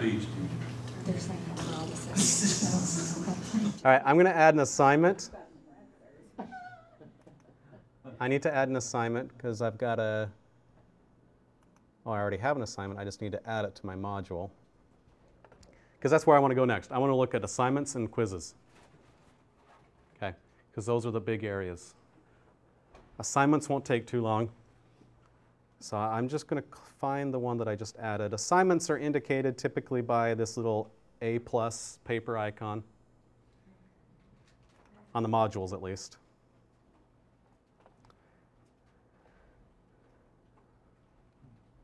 So we've initially got this very simple screen, not much going on, so we need to edit the content. And so anytime you start to think, okay, I want my students to submit some type of a text, a Word doc, PDF, or any other type of a file, or you want them to maybe do a journal type of an entry, okay? We can use an assignment for that. If you want them, anytime like you've got a Dropbox type of assignment, just a place to put something, or if you're teaching web design and you want them to submit a URL, okay, that's also an assignment, okay? And we'll look at those options. If you want them to work on a group assignment as a group, there's options for that. There's also options for doing peer reviews. So if you have a student that submits a paper, you want, you know, every student to have a peer review, 5 other students to review their work. That's also here. Yes? Can the peer reviews be anonymous? In other words, can the student see who's peer reviewing input? I don't think so. So They can't be anonymous, or they can. They cannot. cannot be anonymous. Or they are not. Yeah. Yeah, the question was, can peer reviews be anonymous, and not right now. And is there a possibility to edit the peer review before it's submitted to the student? Can the instructor see it and choose not to publish it first? I don't think so. Yeah, peer reviews go to the student directly. There's maybe we'll get a chance to see where that appears. In the speed grader, when the instructor is grading the assignment, they can see the peer reviews that were done in that right there. They appear as To versions. prevent, you know, sometimes you don't have peers that give appropriate reviews, and that's, you know, I like to edit those before I see them, send it on, or publish it. Yeah, that can happen. Yeah. Okay. All right, let's look at some of these assignment options. We've got text, again, we've got our free form text with all the editor tools. not going to worry about that right now. Points possible, say 50, not 501. My due date, now I could click on the calendar thing. I'm going to be lazy and do the 2 weeks from, It's not?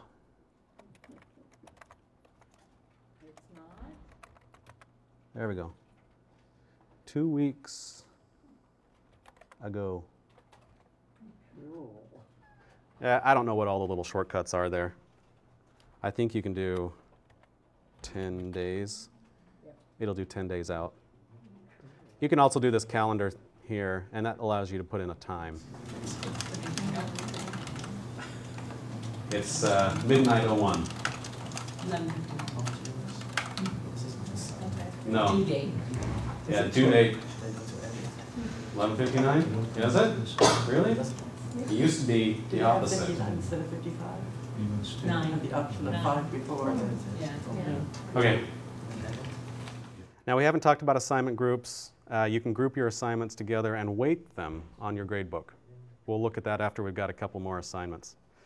Now I could stop there and go no further on an assignment, but we need a way for the students to submit their assignment. So I click on Advanced Options. I'm going to grade by points. I could grade by a couple other things. And there was a question earlier about having a letter grade, multiple letter grade. Was that? You've asked for that, yeah. So we can grade an assignment on a letter grade. And when you do that, you can assign a grading scheme to just that assignment. So.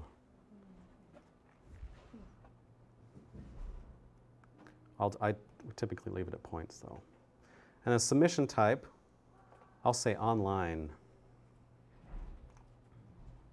So this is where it gives me the different choices of how I want my students to submit it. If they're just going to copy or type some text here, you would do a text entry. This is where I point teachers to if they want to have some type of a journal assignment where it's really just the student writing and the teacher should see it, not other peers. Okay? It's a very easy way to have that be there. Okay? And students, the thing is students can submit that multiple times. Right? If you're teaching a course where you've got your students blogging, perhaps, you can submit an assignment as a URL. They just get the URL, they paste it into there. Canvas will take a screenshot of what that website looks like when they submitted it. Okay? Same thing with Google Docs, actually. Canvas essentially takes a screenshot of what it looked like when they submitted it. So your student's not going to go turn it in on time with nothing done and then thinking, oh, they're not going to get to it for a couple of days. I've got some time to work on it. No, it doesn't work that way. No. So Canvas shows the teacher what it looked like when they did it. Media recordings is simply using that media recorder to record that. File uploads is probably one of the more common because that's where you're going to allow them to upload Word docs and images and different things. Now, you probably want to restrict the type of file that they're uploading. Otherwise, you're going to ask for a paper and you're going to get video, or you're going to ask for a video and you're going to get a text file. And that's just a list, comma separated, a list of extensions. So this has an example, DOC, XLS, TXT. You just need to know what the type of file extension is that you're expecting. It doesn't stop a student from not putting their names on it. Is that? Yeah, renaming the extension. That's exactly what I was going to say. It doesn't stop a student from, if you're expecting a PDF, it doesn't stop a student from saving it as a Word doc and then changing the extension from .doc to .pdf. It's a PDF! Magically. They can still upload that, but yeah, it'll have some trouble. I like that I can choose whether or not they can self-sign up or create them ahead of time, but I like this option right here where I'll say split the students into, let's say I've got 50 students in my course. Hopefully I don't, but if I do, I'm going to split them into maybe 10 equal groups of 5. Canvas will go out, create the groups, take the students, put them into those groups, and then, hey, you've got a group assignment. All right? And So what Canvas will do is, as those students are working together, they'll have a group space. In the courses and groups drop down at the top, they will see a group called whatever group you gave that a name of, right? So they'll be able to click on it. Like I've got one called API calls or social studies teachers. They'd see one referring to their core or their assignment. They click on that, and when they come in, that group has a similar course navigation as your course does. So we'll see when this, oh, there it is. So within this group, all the members, they can send announcements back and forth, they can share files, they can create pages, they can do conferences, so the web screen sharing stuff, they can do collaborations, right?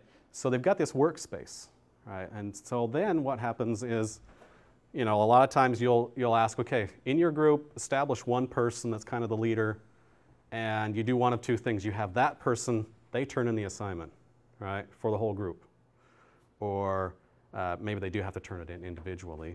But the Canvas will allow or accommodate either way you do it. And obviously I didn't save my changes, which was bad, but let me get back down here. Now it's a group assignment. Oh, online file uploads. Make sure you save in some places. Group set. Now, what Canvas will do by default when it's a group assignment is, let's say you've got a group of 5 students. When you are grading that assignment, you'll see the submissions, right? And you'll see them as individual submissions. There's some visual indicators that it's a group one as well. But when you give points to, say, that one person that was the team lead on that group, you give points on that assignment, it will give those same points to all the others in the group. Okay? That's the default way that Canvas will do that. You can send comments individually to all the other students, but the grade, the submissions, goes to all 5, or however many there are. 3 is kind of critical mass for a group, actually. Because you've got to have one person that's doing the work, the other person that's telling them what to do, and the third person that's just watching, right? And then, so if you wanted to give individual grades, there's that checkbox as well. That way you got one person that turns it in, but everybody else is supposed to turn theirs in as well, or however you want to do that. And where did you say the student will see the group? They will see the group under their, up in the top of their navigation, they'll see this here. Now there's also, yeah, I think so. When they go to the assignment page, I believe there's a link there as well. So there's a link that says submit assignment, but there's also a link for the student that says, that will take them to their group. Does Canvas name the groups if you do automatic? It prompts you how to name them, yeah. Let's see, if I do it again, I can just show you. It prompts you for a name right here. And that's the pattern that it will use when it creates the groups for your students. You'd want to give that some name that links it to the course. How would you know one group from another, or how would they? Or do you? Well, so in this case, I would say, what was the name of my assignment? Is this my Big Bang assignment? Big Bang project groups. And then if I were a student, that would be the pattern that would be used when those groups are created. It would be Big Bang project groups, group 1, and then group 2, something like that. Yeah, it would use that pattern. So, now the other thing is you can reuse these groups. Once you've created a set of groups for one assignment, you can then use those same groups for following assignments. All right, you don't have to, but you can. A lot of teachers do.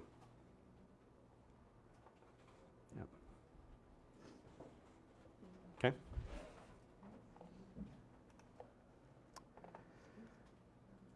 Now, again, we also can do peer reviews. Let's see, I will manually assign peer reviews. You can have Canvas automatically assign peer reviews. And when you do that, what happens is as your students submit assignments, Canvas will say, okay, there's a date.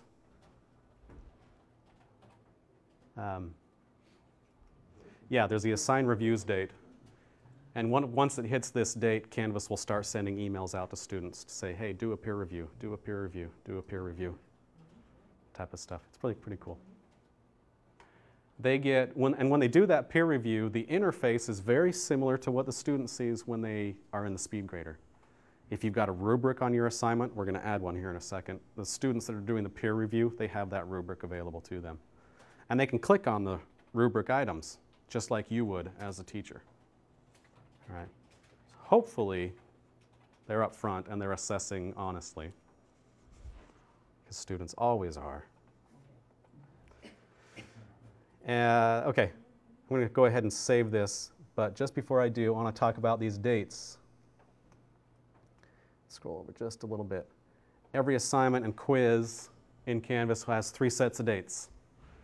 The due date, which isn't an enforcing date, it's a display date. It shows students when it's due. They can submit past the due date. All right.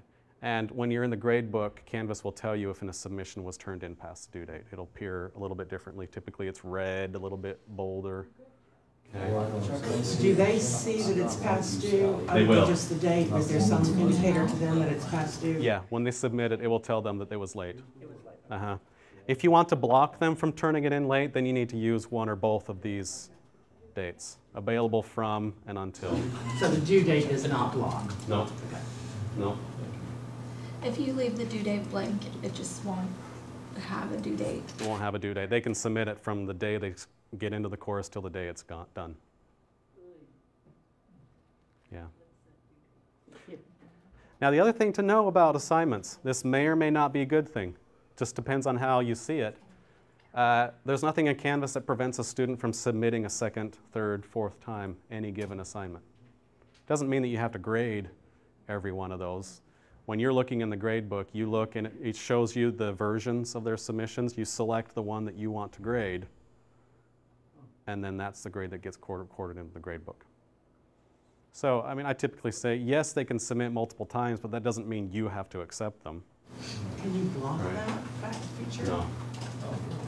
No. Feature request. Well, think from the student's perspective. I'm a student, I uploaded the wrong Word document. I'm stuck.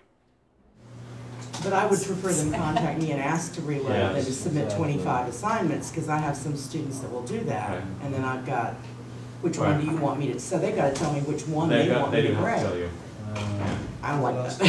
That incorrect should be deleted when the instructor or the student. Count against the course file. So the submissions don't count against the course files at all. They count against the individual user. Yeah, a teacher can't delete a submission, or a quiz submission for that matter. You can't delete a submission? No. The teacher can't delete? No. No, it said it. You're out of that. Okay. Again, that's somewhat for the student. So it's a student that can say, I took a quiz. The teacher can't go in and erase their tracks. Right? Doesn't mean they can't reset that or allow that student to take it again. They can do that all day long. Right? The teacher can give them additional submission attempts. They can say, give them 30 extra minutes. You can unblock it, even if on a quiz, and we'll get to those settings, but you may have an until date on your quiz, but you can go in and moderate that quiz and allow them to take it again. Okay. But it's protection for the student, and as I've spoken with our support team, it's ended up being protection for the teacher as well. Because there have been situations where if a teacher had been able to delete a quiz, they would have been in a little bit of hot water, right? Because they've got some disputes that'll happen, or just a lot of different things. Kind of a, I know that it tends to come across a little bit opinionated, and we kind of apologize for that. But. Not really. So for instance, then, if I'm understanding correctly, on a quiz, let's say you have the quiz open for a 2-week period, one student can go in and take it every day for that 2-week period, and then you have to decide which one of those submissions. A quiz is different. Quiz is different. Yeah. Okay, so is this just on assignments then? Yeah. Okay, so for the assignment, they could submit every day while it's open? Yeah. Okay. Yeah. Now- each submission is a different assignment. No, it's linked to the same assignment. But I mean, I understand Yeah. that, but it's a different submission for that assignment. Do they have the ability to go back and edit instead of resubmitting? No. So that's where we need to tell our students, like, only your first submission will be But I give graded as them well. a number, right? 1, 2, 3, 4. It shows the different versions, yeah. And they're ordered by date, well, they're not, yeah. Here, let me do one that'll show what this looks like.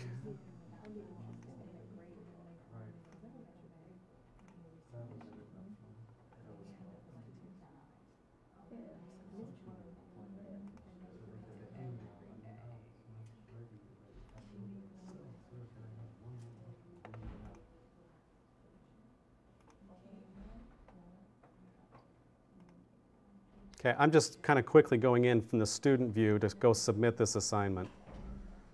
And I'm going to submit one here, just grabbing some random files.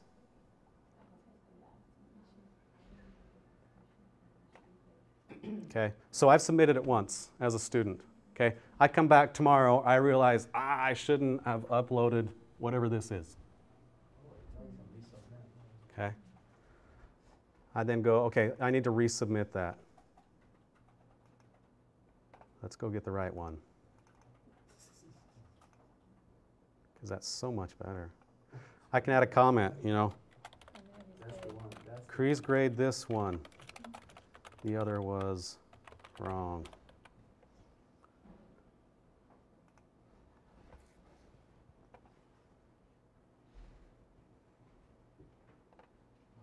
Okay, so now this is my submission.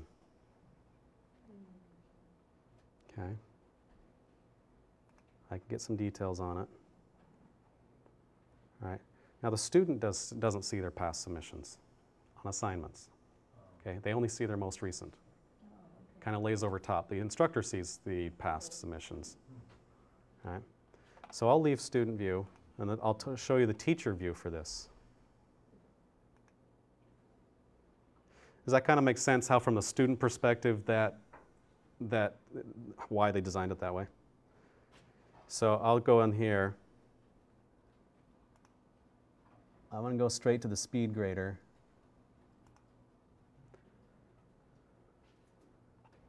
All right. So I see a comment here from my student that says, please grade this one. The other was wrong.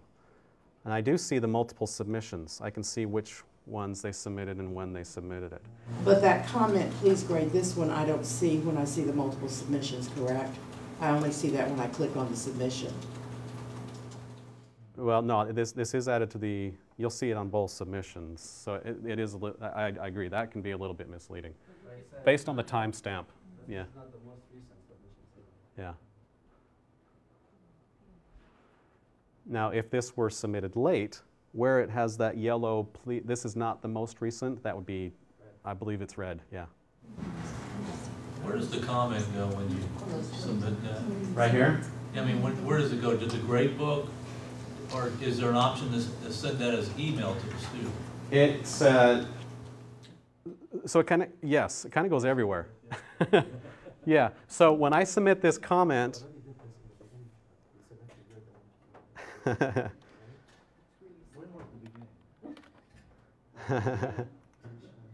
so I'll add a comment. I'm grading this tonight. Thanks for the comment. I could give a grade here if I want to. I'll go ahead and put that.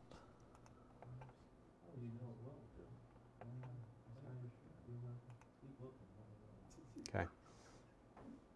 So that comment will get added to my students, depending on their notification preferences. They may receive an email from Canvas saying, hey, your assignment was just graded. Okay? They may also get a notification through Twitter or their cell phone on the text message, you know, depending on what their preferences are.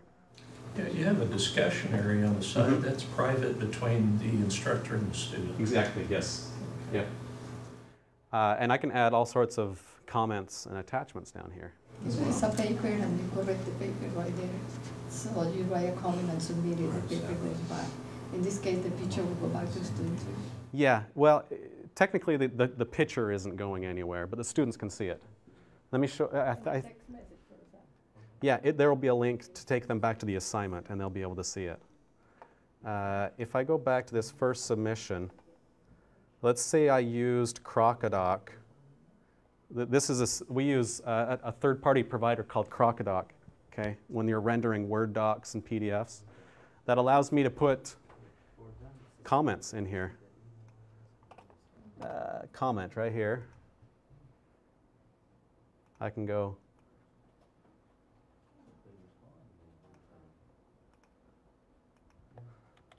What is this?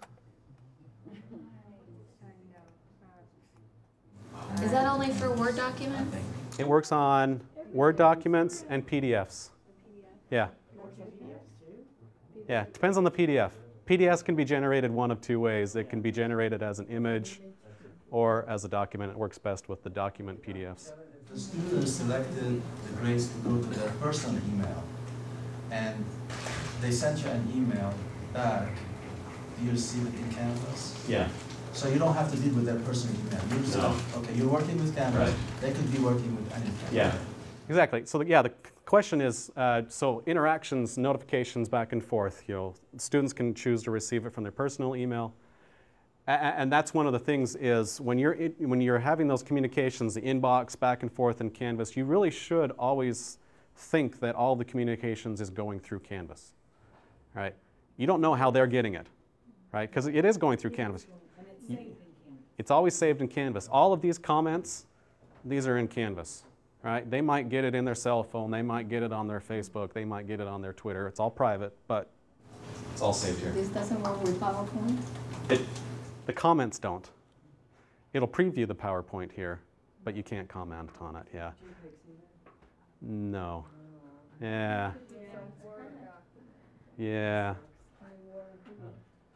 Yeah. Use Word or submit the JPEG as a PDF. You can still put comments on top of it, but the cool thing with like a text PDF or a Word doc is you can highlight words on the page and stuff like that. Yeah, yeah. Depends on how, you know, a lot of, you know, especially English teachers, science teachers that have a lot of textual submissions. This saves just a ton of time downloading the files, commenting on them, and re-uploading them.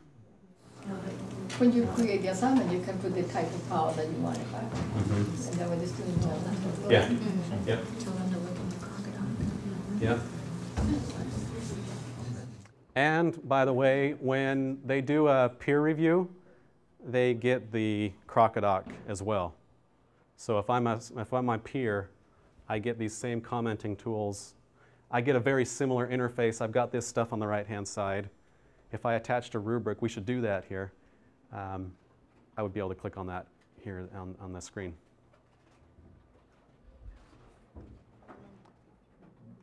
Yeah.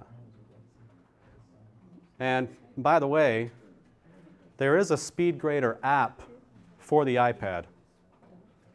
Okay, if you're not familiar with that, it's just for teachers, and it gives you a similar look and feel, but it shows you the preview, shows you the comments, shows you the rubric and all that stuff. So you open the rubric, basically it previews the document, open the rubric, click, click, click, swipe, next submission.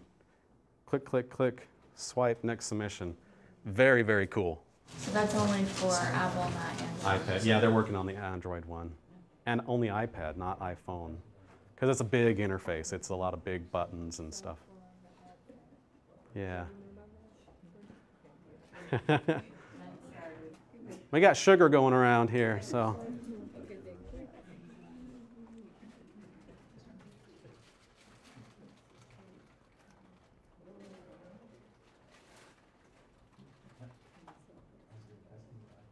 All right.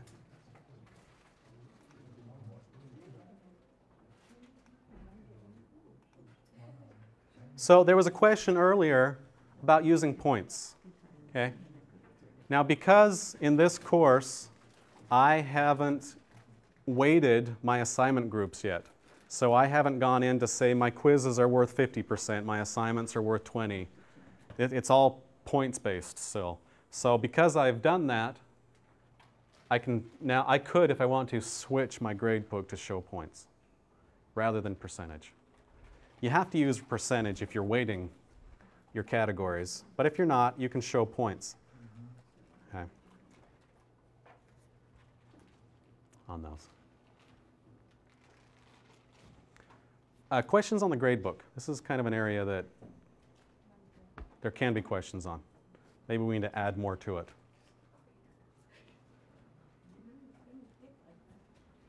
We'll come back. Did you show how to create the groups and add the weights?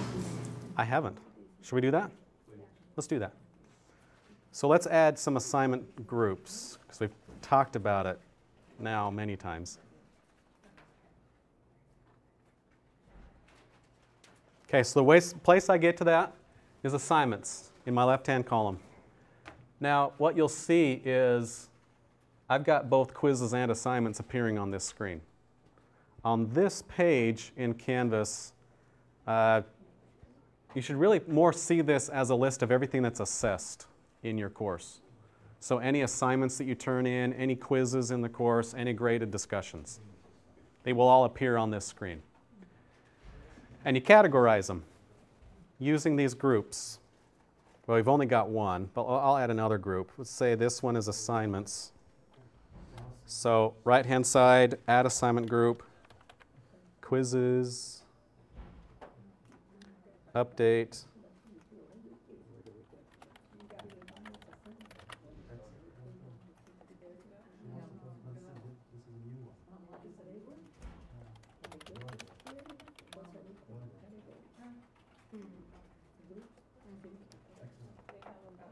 so I'll drag my quiz up to my quiz category.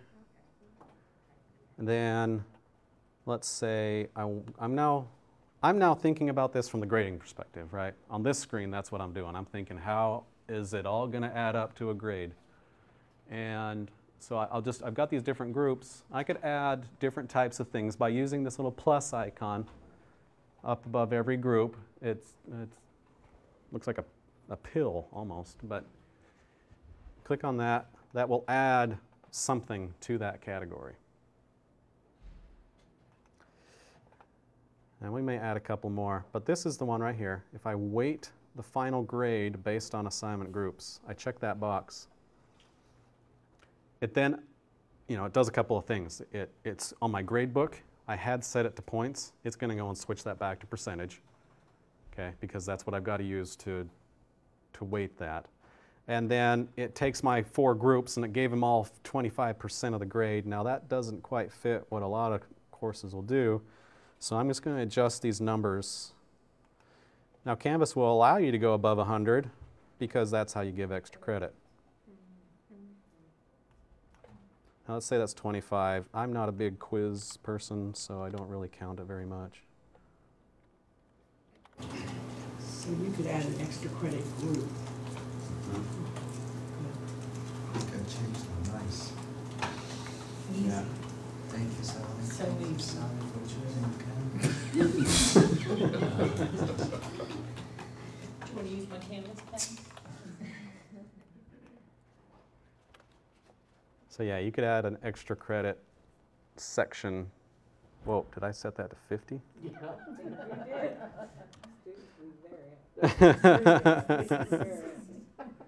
Anybody seen this from the student perspective, the what if screen? No. Okay, we should look at that. Because when you make that kind of mistake, it makes that screen really exciting. So yeah, I've got 5% extra credit. Now I would typically put assignments in here. It really doesn't matter. I could have, 5,000 points possible in my extra credit, but it's only going to be 5% of my grade. It really doesn't matter. Yeah. Now this screen, once it's set up with my weighting, this affects what is visible on the syllabus page, for example. When I click on that, and it will show the assignment group, it will start to populate my, I need to scroll down. So you see I've got my assignments that are starting to populate down at the bottom of my syllabus screen. And then it will show on the right-hand side my assignments and their group and their weighting. I'm going to go back to the student view.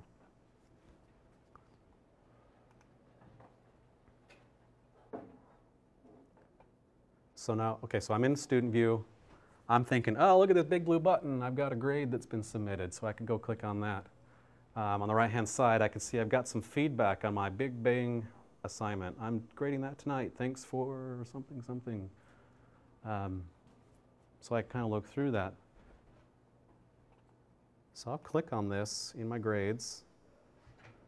So I can see, okay, this blue thing must mean that there's probably something new, so it's probably submitted. I can go and look at that. Haven't done my syllabus quiz, but this is what I like to do. I could click on this score, and this is, like I said, this is kind of the what if screen. So the student could say, hey, what if I got 100 points out of 10? Yes! And obviously it's not saving anything. But students love this because the second day of class, what are they doing? They're reading your syllabus. They're thinking, okay, what can I not do? So again, good or bad, this allows your students to do that. And it tells them this is not your official score because I got 1,000%.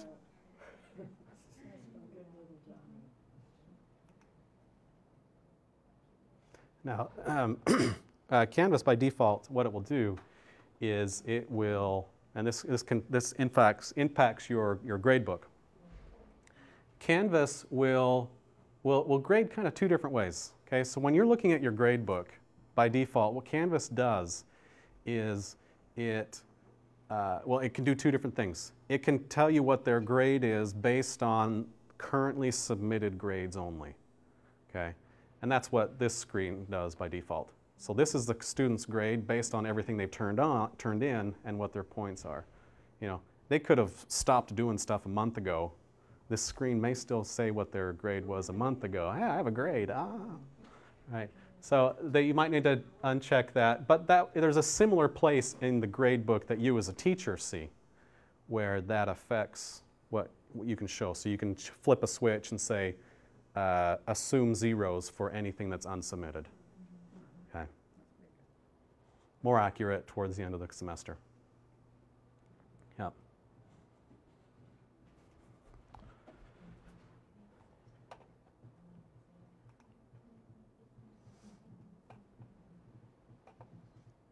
Okay, I need to go create a quiz so we can look at that. So I'm just using the left-hand navigation. Going to go to my syllabus quiz.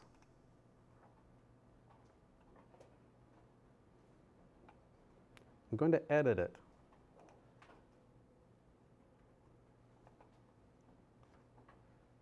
Again, common theme, editor, content pane on the right.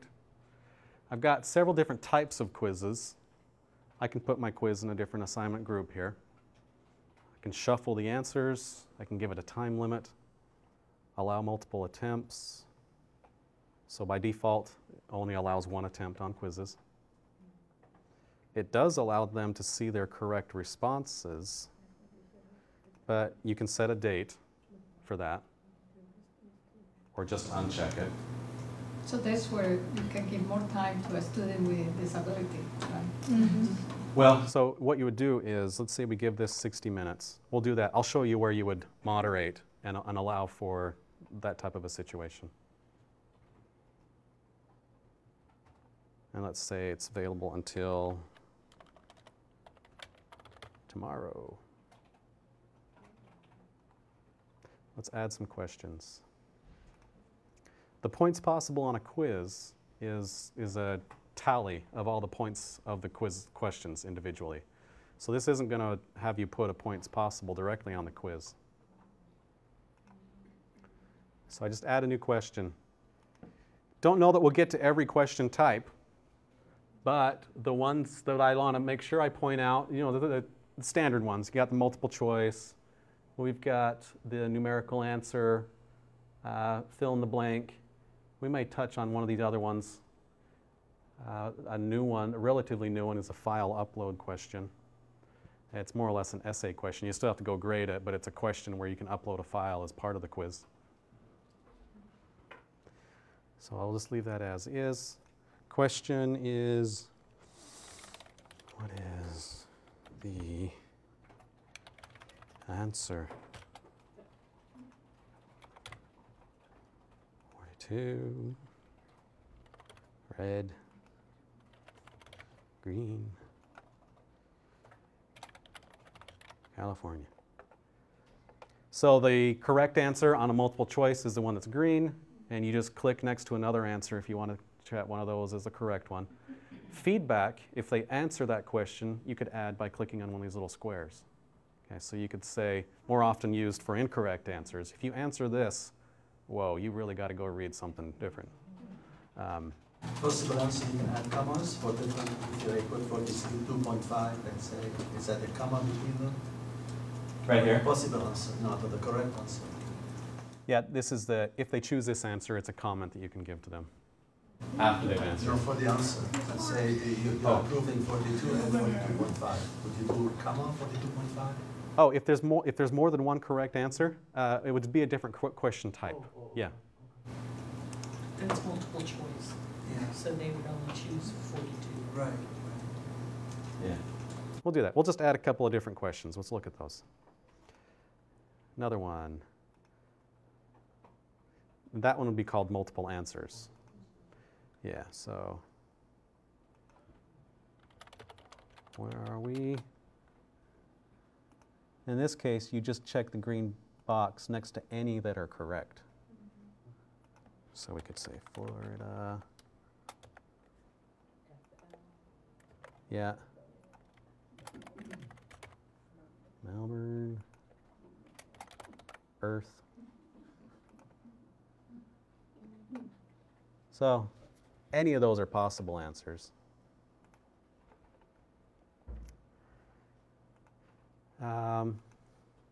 True and true. Sorry? Can you show the matching? Yeah. That was tricky. It is a little bit tricky. Match the following words in English to the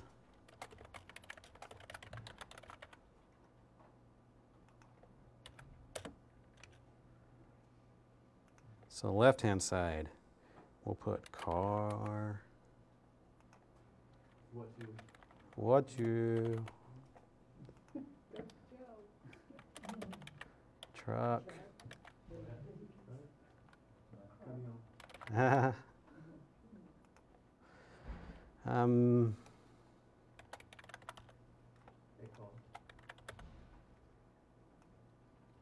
Should we be official? And oh, not on my Mac. I don't know how to do the accents.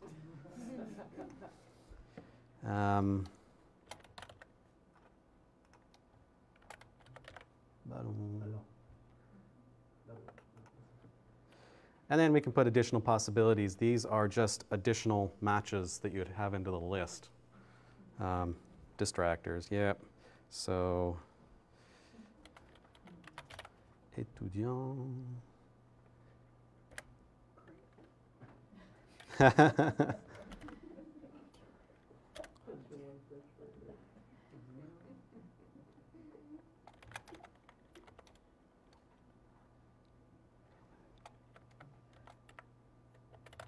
Okay.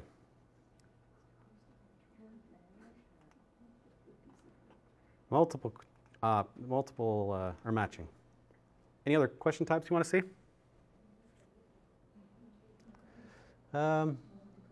One that is difficult to show, well, difficult and fun to show at the same time is a formula question.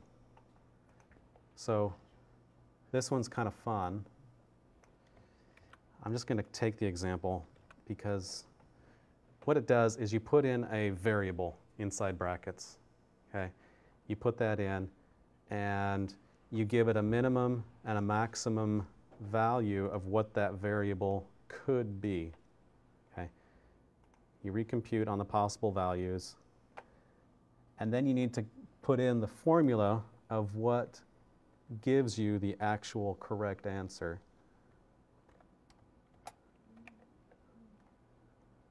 I think that's the way you do it.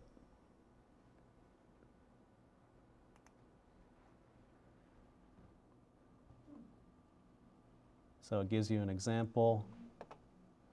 I'm going to say offer 10 possible combinations.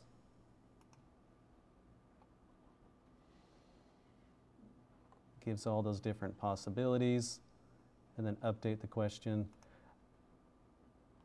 I never know if I get that right until I actually try it. Yeah. So, for math, that can be kind of useful because it gives a very wide possibility of questions and answers. Let's do one more. That was a formula question. Now, if you're looking for a simple numerical answer, which would be if they've calculated it and then it just needs to be based on some plus or minus error, then numerical would be perhaps a better choice. What is 59 times 2? So you can choose exact or answer in the range. Okay.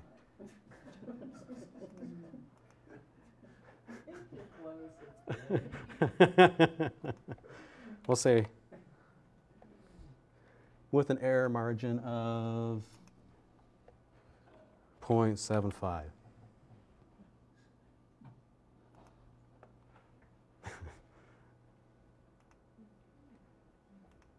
Okay,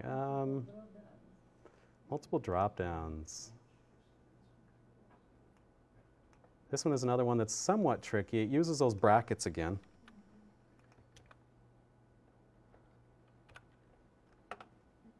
So you would choose the correct values in, whoops, roses are, so what it does, it takes those brackets and it generates a drop-down below it. So for each variable, what our engineers call these, you choose the possible correct answer for it. So you would say red, green. So these are all the possible answers that are going to appear as choices for that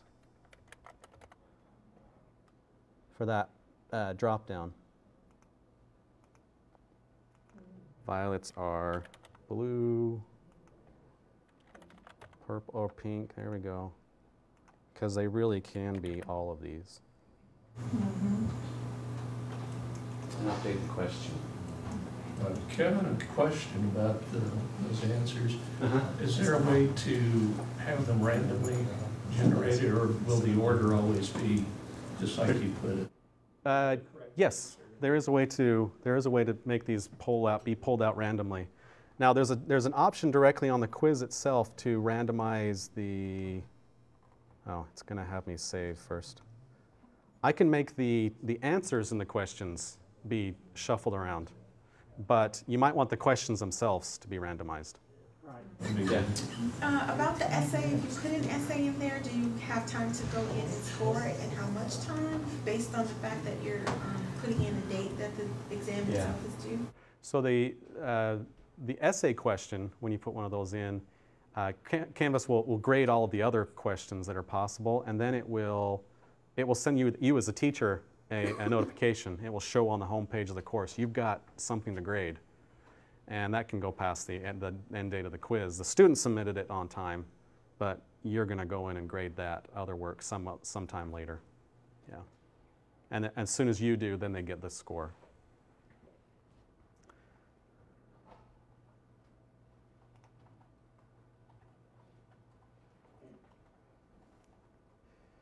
I'm going to edit this because I want to show, by the way, we've got 10 points possible. Is that because we had 10 questions? Oh no, because we had a 5-point and then 1, 2, 3, 4. Should be 9. No, we got 5 others. Okay. All right, now one of the things you can do is if you do want to have your questions be randomized, what you need to do is you need to put their questions into a group. Doesn't matter what that's called, but you might say pick 2 questions, make them 5 points per question. I'll create that group. Then what I do is I'll just drag each one of my 1-point questions into this group.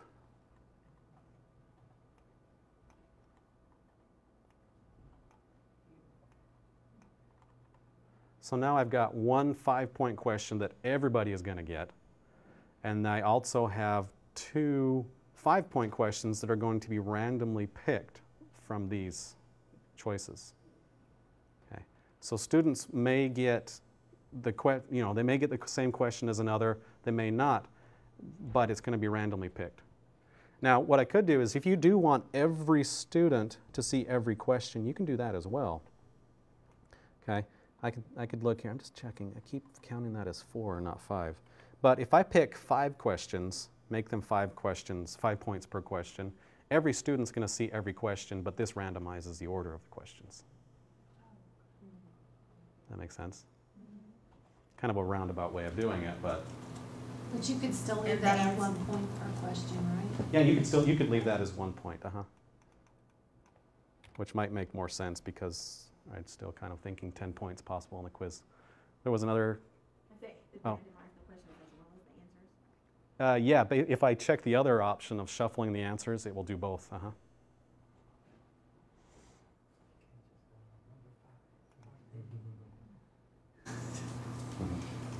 Can you show us the other question type where you say you can bring in a file or... Oh, sure. Let's add one of those.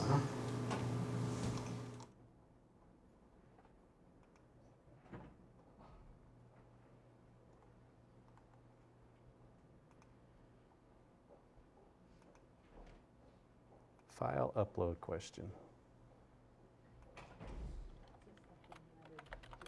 Upload something that proves your point.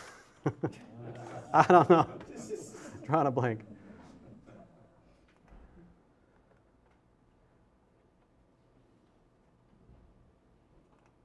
Okay, so I'll save that. Now, a quiz is kind of like a course in that you have to publish it for your students to see it. What happens is you create a quiz and you publish it, your students start taking that version. Okay? But then you're finding students that are saying this question is wrong, that question is wrong. You'll come into that quiz and you can make changes, and then you decide when you republish that quiz. Okay? So as soon as students will start a version of a quiz, and they can leave and come back to it. They come back to that same version, whichever one they started. Okay? And then as soon as you republish it, then students will pick up the changed version of that quiz. It kind of allows a draft state for a quiz.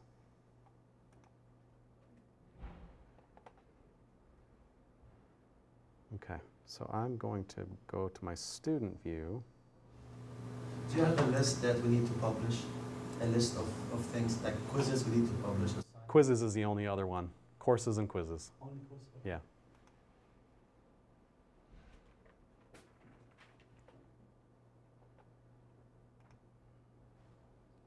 And the reason why they did that, it's to avoid the, your students are taking this quiz, do you really want to change your questions dialogue, which causes many, many problems.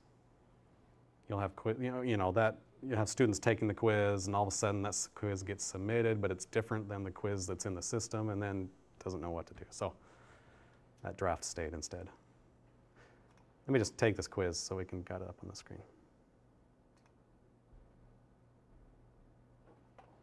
Okay. You had a question? Yeah, but it's related to the grade book. Oh. If you are grading an assignment, can you block the student from seeing the grades that they have done? Yes, you can. Yeah, we call that muting the assignment. That's done on the grade book. So I'm taking the questions. I'm going to answer some incorrectly. Now you'll notice on the right-hand side, as I answer a question, puts a little check mark next to it. And every time I answer a question, see, this was randomly picked. All right, so I uploaded something. Every time I answer a question, it's saving on the back end. Did I really write card instead of car?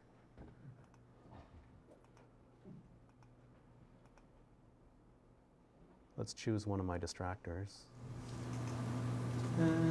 So if there is a power outage, the student can come back and continue. Yeah, if they've got time left, yeah. Their time doesn't stop when the power cuts, but they can come back and pick up their quiz where they were if they still have time left. I'll show you the moderation screen that allows you to give them more time or an additional attempt. What is 5 plus 3? So this was that formula answer. And any of these are possible. What is 59 plus? Let's see if it gives me points for 119. So each one of these is answered. Now I could, if I wanted to, if I don't know this one, I can click on this little indicator next to it, kind of highlights it, and then in my question links also gives me a little link there. Kind of bookmarks those questions so that you can tell your students, answer what you know, come back to what you don't. So I'll submit it.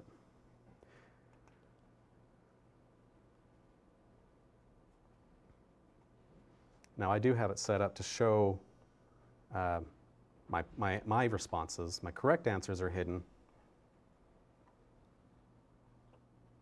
Now I got 2.25 out of 10. Wow. This one I didn't select all the correct ones. Ah, shoot. Now this one didn't do quite what I thought it was going to do. It did, because you said 0.75. Oh, I did. That's right. It's not within the error margin.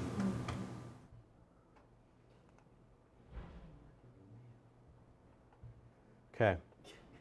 So that's my student view. I'm going to moderate this quiz because let's say I had a student and I believe them that power outage or whatever it was. So I've got my test student, and so what I can do is I can change, I can use a little pencil icon. I can also do it for more than one student. If I had 10 students in my class or whatever, I can do that. So I'll check on that. I can give them extra attempts. Everybody gets one already. I'll give them one more. This student needs a little bit of accommodation, so I'm going to give them an extra 30 minutes. And I know perhaps this quiz, the access date for this quiz is passed already. So I need to make sure it just manually unlocks the next time they try to take it. Okay.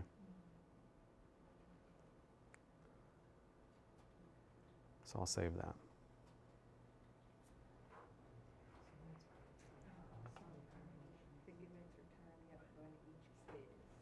Yeah. Yeah.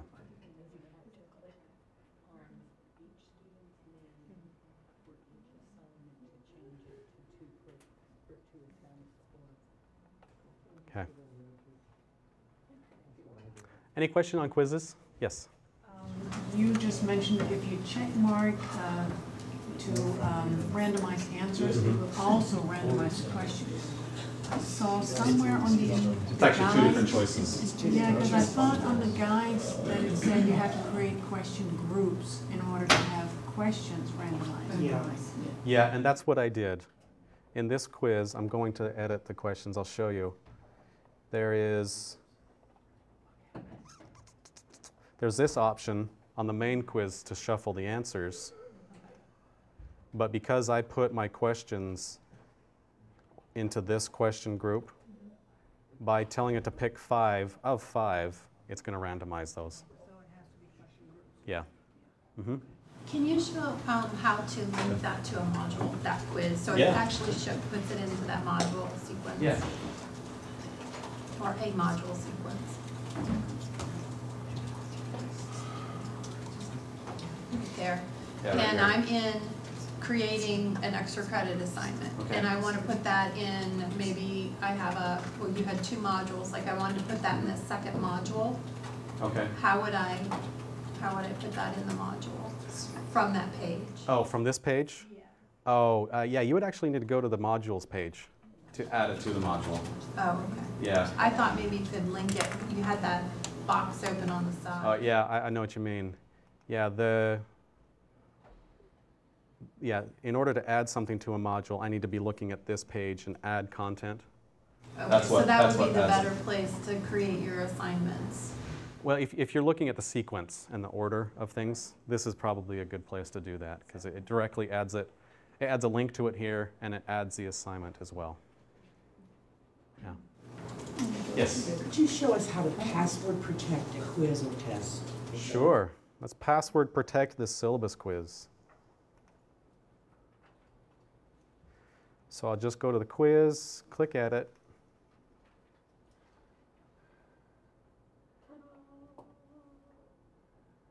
Require an access code. Yeah. Do you use testing centers here? Yes. This may, depending on what your network looks like, you may be able to use the IP address filter. No? No, we don't use that filter. Okay. Cool. I would like to look at outcomes and rubrics, if that's kind of a mental shift from quizzes, but I want to make sure we touch on it. Any other questions before we kind of move away? Yes? If you use the same password for test 1 and test 2, Angel will remember it. Student can go to test 2 without the password. Does this happen here? It doesn't. It doesn't. It's entirely separate from one quiz to the next. Yes? Do they do quizzes or tests import pretty well from, say, Angel? We do have an Angel course import. And as far as I know, they do come in pretty well. Our standard quiz import type is a QTI file. A lot of publishers provide those. Some of them don't. And you know, the best route around, if you have different types of quiz questions coming in from all different types of sources, there's actually a product out there, Respondus. Maybe you've used that. And that's probably the best tool for getting everything into the same format, because it can take pretty much anything and then spit out a QTI file combining everything together. Now, Respondus also has a Canvas profile now. Now, if I grab it from Angel and then change profile to Canvas profile, generate my test and put it into Canvas, that should also work. Yes. That's right. Yes, it should. Yeah, so that Respondus profile, I haven't seen it for about 1.5 years personally. But last time I saw it, it worked quite well.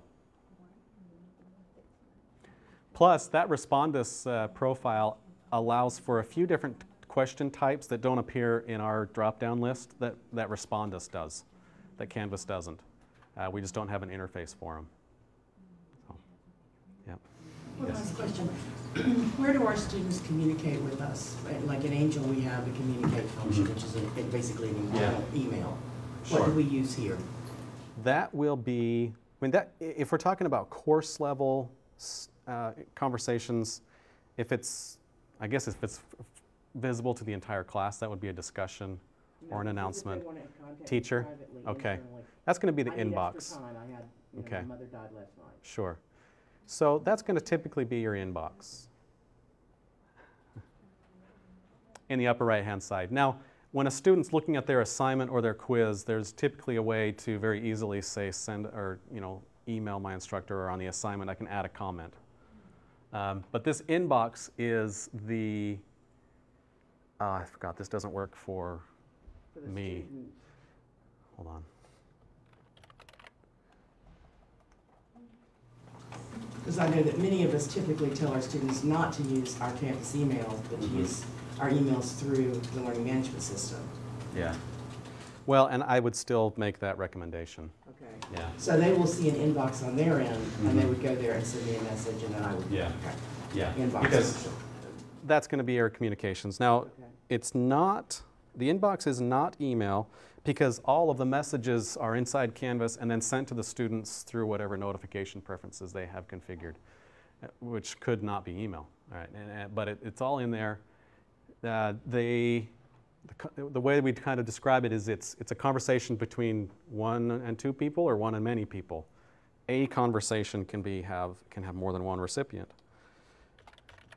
see if I haven't disabled my courses with in that. So are they FERPA protected, communicating to me through here? Yeah. Okay. Yeah. Yeah, no one can see this unless they are. Unless they grant the permission. Right.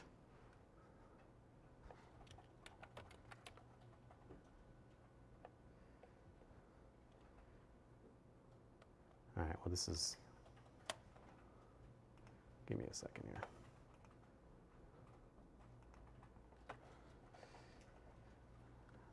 I'm logged into that other location with my regular Canvas user, and so that's what's giving me issues here.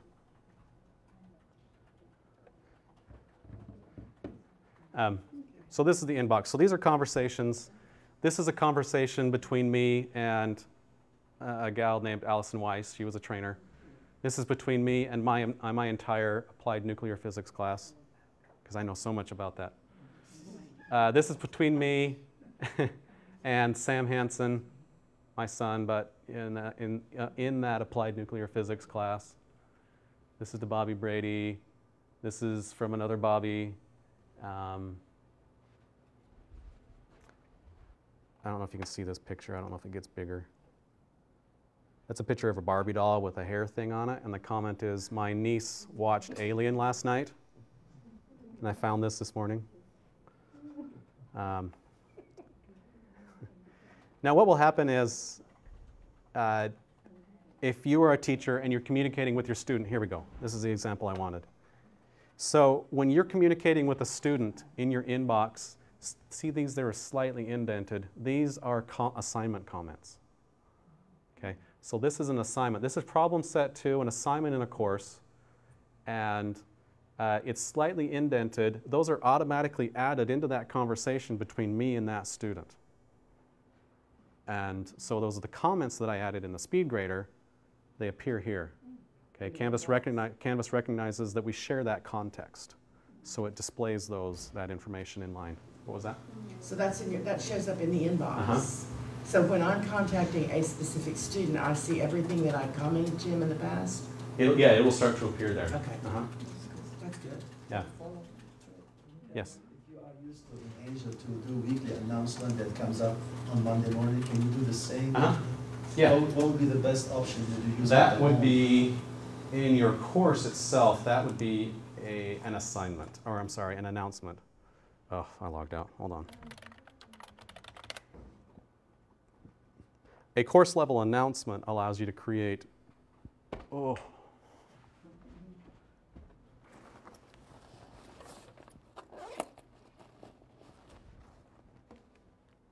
allows you to create essentially a discussion forum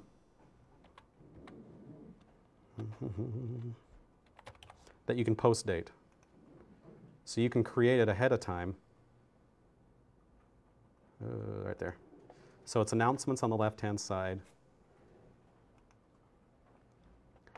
And it allows me to delay the posting until a certain date. Yeah.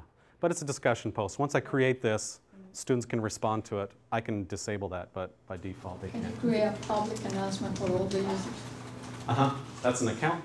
Well, for an entire course, or The whole users of Canvas? yeah, you can. That would, as an account admin, as an administrator, there's an announcements area.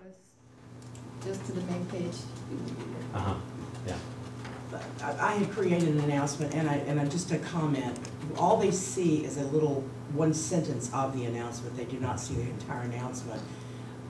Is there any way to change that so that when they go to announcements, they see the actual announcement? Because they have to know to click on the link to see the announcement. I actually put click on this link, so because I know my students. Because they don't get the whole announcement, they just get a blurb. Yeah, well, are you talking about what they get in their email? No, when you click on announcements, I created one before, and this is all my student gets to see. Oh, sure. And so they have to know to click on announcements to see the announcement. You want in Sure. You want in their face. Right, I mean, I literally wrote, click on this link, because they won't. They'll look, there's no announcement here. What is she trying to say? Yeah. That page is designed as an index or a listing of all the announcements in your course, but having a little bit more might be useful. Yeah, it helps to have it in their face. When they click on, I mean, 2 clicks and they're out. Sure. You know, if they have to click too many times, they assume, well, I'm done. Another cool thing on announcements. Anybody use RSS feeds or anything like that? Okay. You can feed an RSS feed into your Canvas course. So on my on announcements, far right, I can add an external feed. And the feed URL, let me go grab one.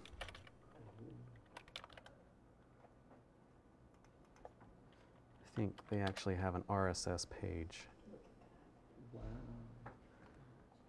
Where is technology? Right there. So I'll just copy this link, come back to my announcements, paste that in, and I want it to paste the full article, but I only want it to look for, I don't know, Florida. So if it has that in the title, it'll pull that out of that feed. It will add that to my course as an announcement. And my students will receive the corresponding notifications, however they've configured Canvas. All right. Pretty cool. I mean, I see a lot of political science courses use that type of a thing. A lot of social studies type courses use that. And it really starts to get the dialogue going. Many of those teachers, they don't even grade that, but it starts to just build some conversation around the course, and students will interact with it. And if nothing else, it's getting them back into Canvas every once in a while, back into the course specifically. You know, and maybe while they're there, they're going to click on their assignments or their grades and start to interact with some of that.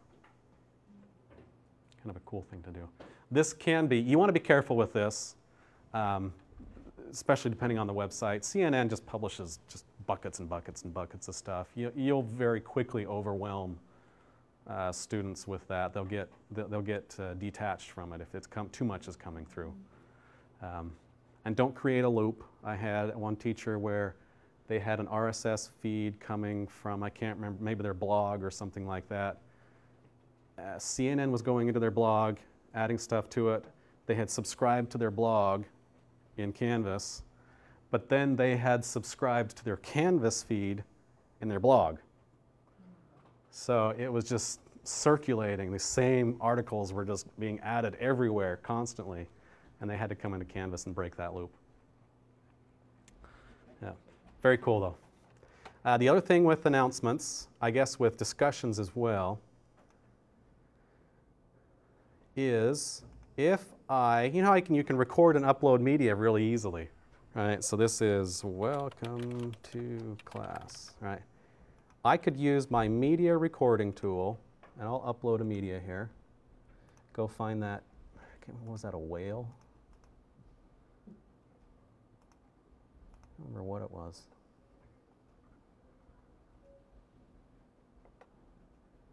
Okay. And I check this box right here. Enable podcast feed. Okay. I have that on discussions as well. When I check that box, Canvas will generate for me an RSS feed that if I were to copy this URL right here, okay, that is an RSS feed that I could take and put into iTunes, and iTunes would consume that RSS feed and take it as if it were a podcast, because it is. Any entry that has media will be downloaded and added to their iPhone or iTunes or whatever device is consuming that.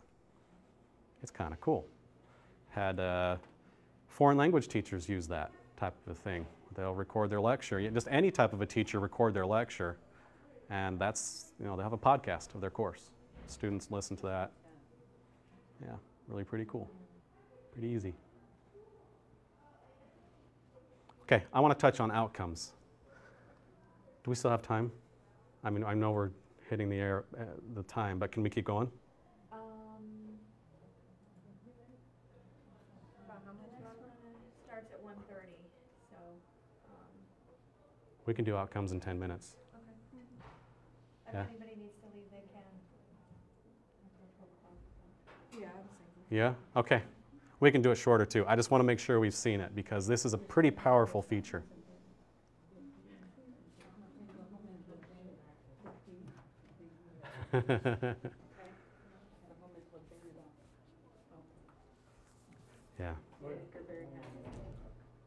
Okay, so outcomes are things that students should know or be able to do. Right, so from a strictly instructional design perspective, probably should have started with that. But it really doesn't take that long to create. So I'll create a couple of these and just simply do an outcome. I give it a name. Gosh, can never think of a good one. Math. Can accurately answer all 1 through 10 times tables.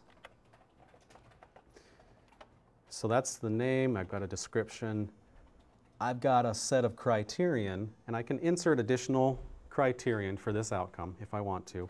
And then I can type in the name, and I determine what the mastery is.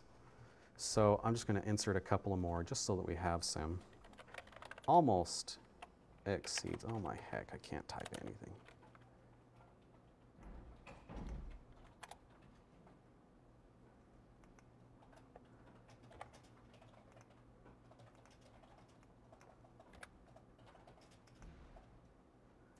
And we'll put mastery at 4.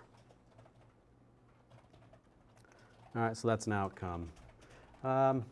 Do another one. New outcome. Planets. All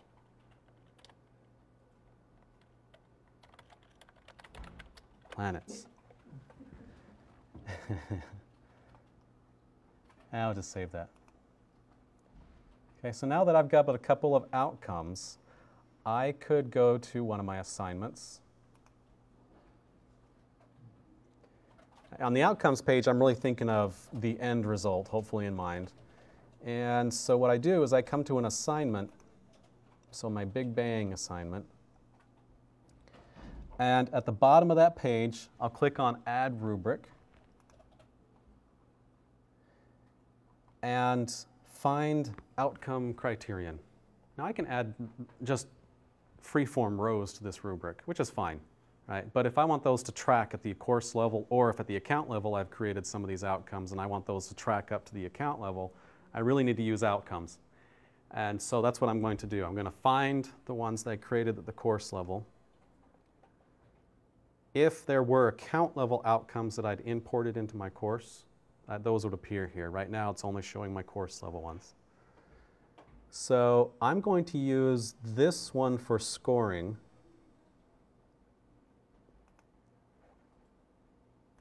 Okay. And I'm going to go get that other outcome as well, but I'm not going to use this one for scoring. I'm just tracking their skill level, their competency on that.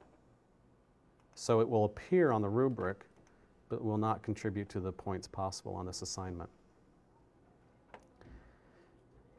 I will use this for grading. I could add free-form comments if I wanted to, but I'm not. A lot of options that we have here. Now, the cool thing that Canvas will do is it'll tell you, hey, your rubric doesn't match your points possible. You want to leave it different or change? I'll change it. So now I have a rubric that has outcomes. Let me show you how that looks like in the SpeedGrader when I'm assessing it. So I've got my student, and I'll click on View Rubric.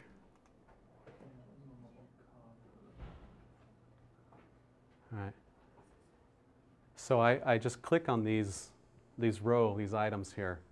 Those that are used for scoring will take the points of the outcome and add that up for the points possible in the assignment for this submission. The other ones will just be recorded and attached to the outcomes, and I can pull reports on that. Right.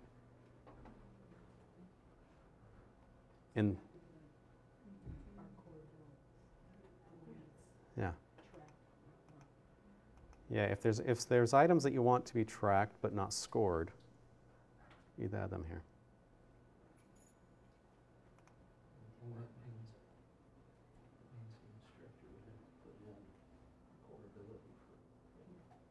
it's in Now, yeah, just overhearing what you're talking about. I manually created that rubric and the outcomes. But that type of outcome would be created at the account level. And I would actually go a step further and also at the account level perhaps create a set of rubrics so that those rubrics already have the outcomes that you want. So then rather than manually creating the rubric, I find that rubric from the account level and I attach that rubric without having to create it all to the assignment. So you're saying, when you say at the account level, you mean administratively? Yeah. Uh-huh. Yeah.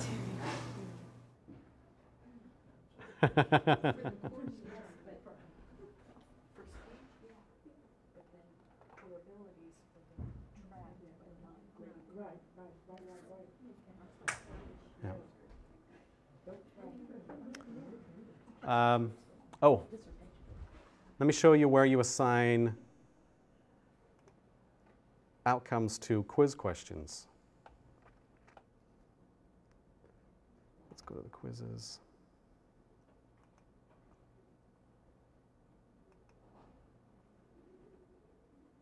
Go to that question group.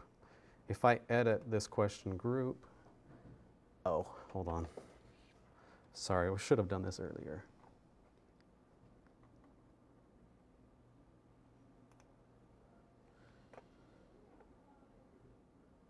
I can create a, oh, let me do that. I'm trying to rush here.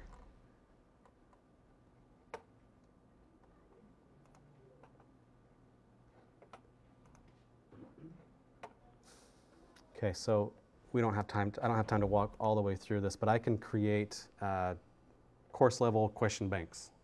And when I do that, I can link outcomes to those question banks. Okay.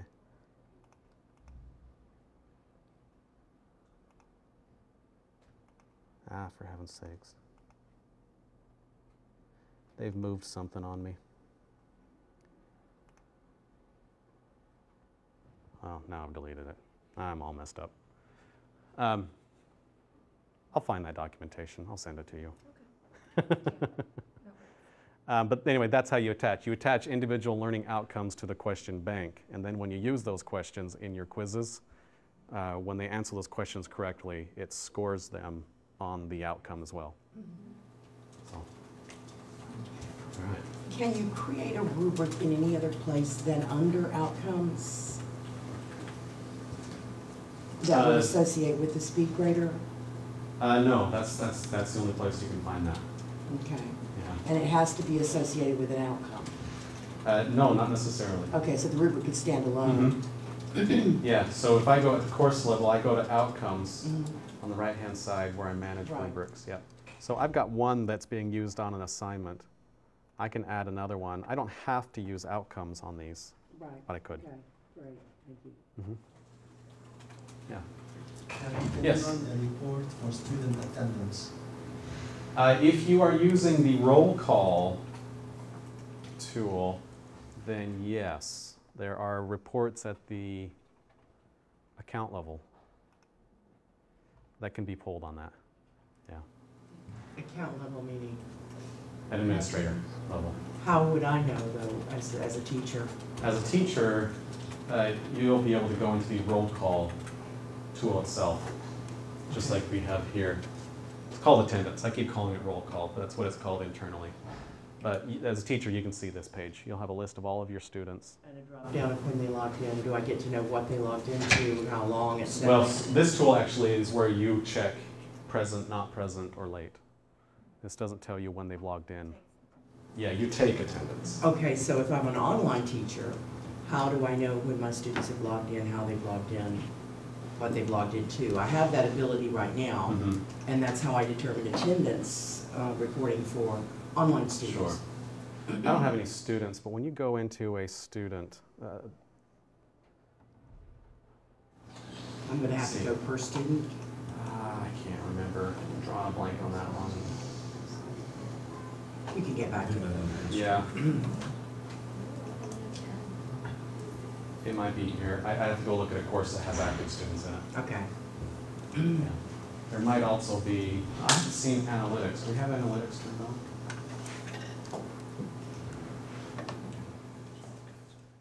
We need to get analytics turned on for you guys. That's another place you might find that. Because that's really helpful when students say, well, I did such and such, and you go, no, you haven't logged in 4 Right. days. You know? Right. Yeah, there's a student access report. Okay, that's what I. That you can see. Yeah. Yeah. Any other questions? We may not have hit everything, but I think we hit just about, well, we may have hit just about everything, at least in some way or another. Hopefully it was valuable. Feel free to email me. This is really my email address. Yes. Oh.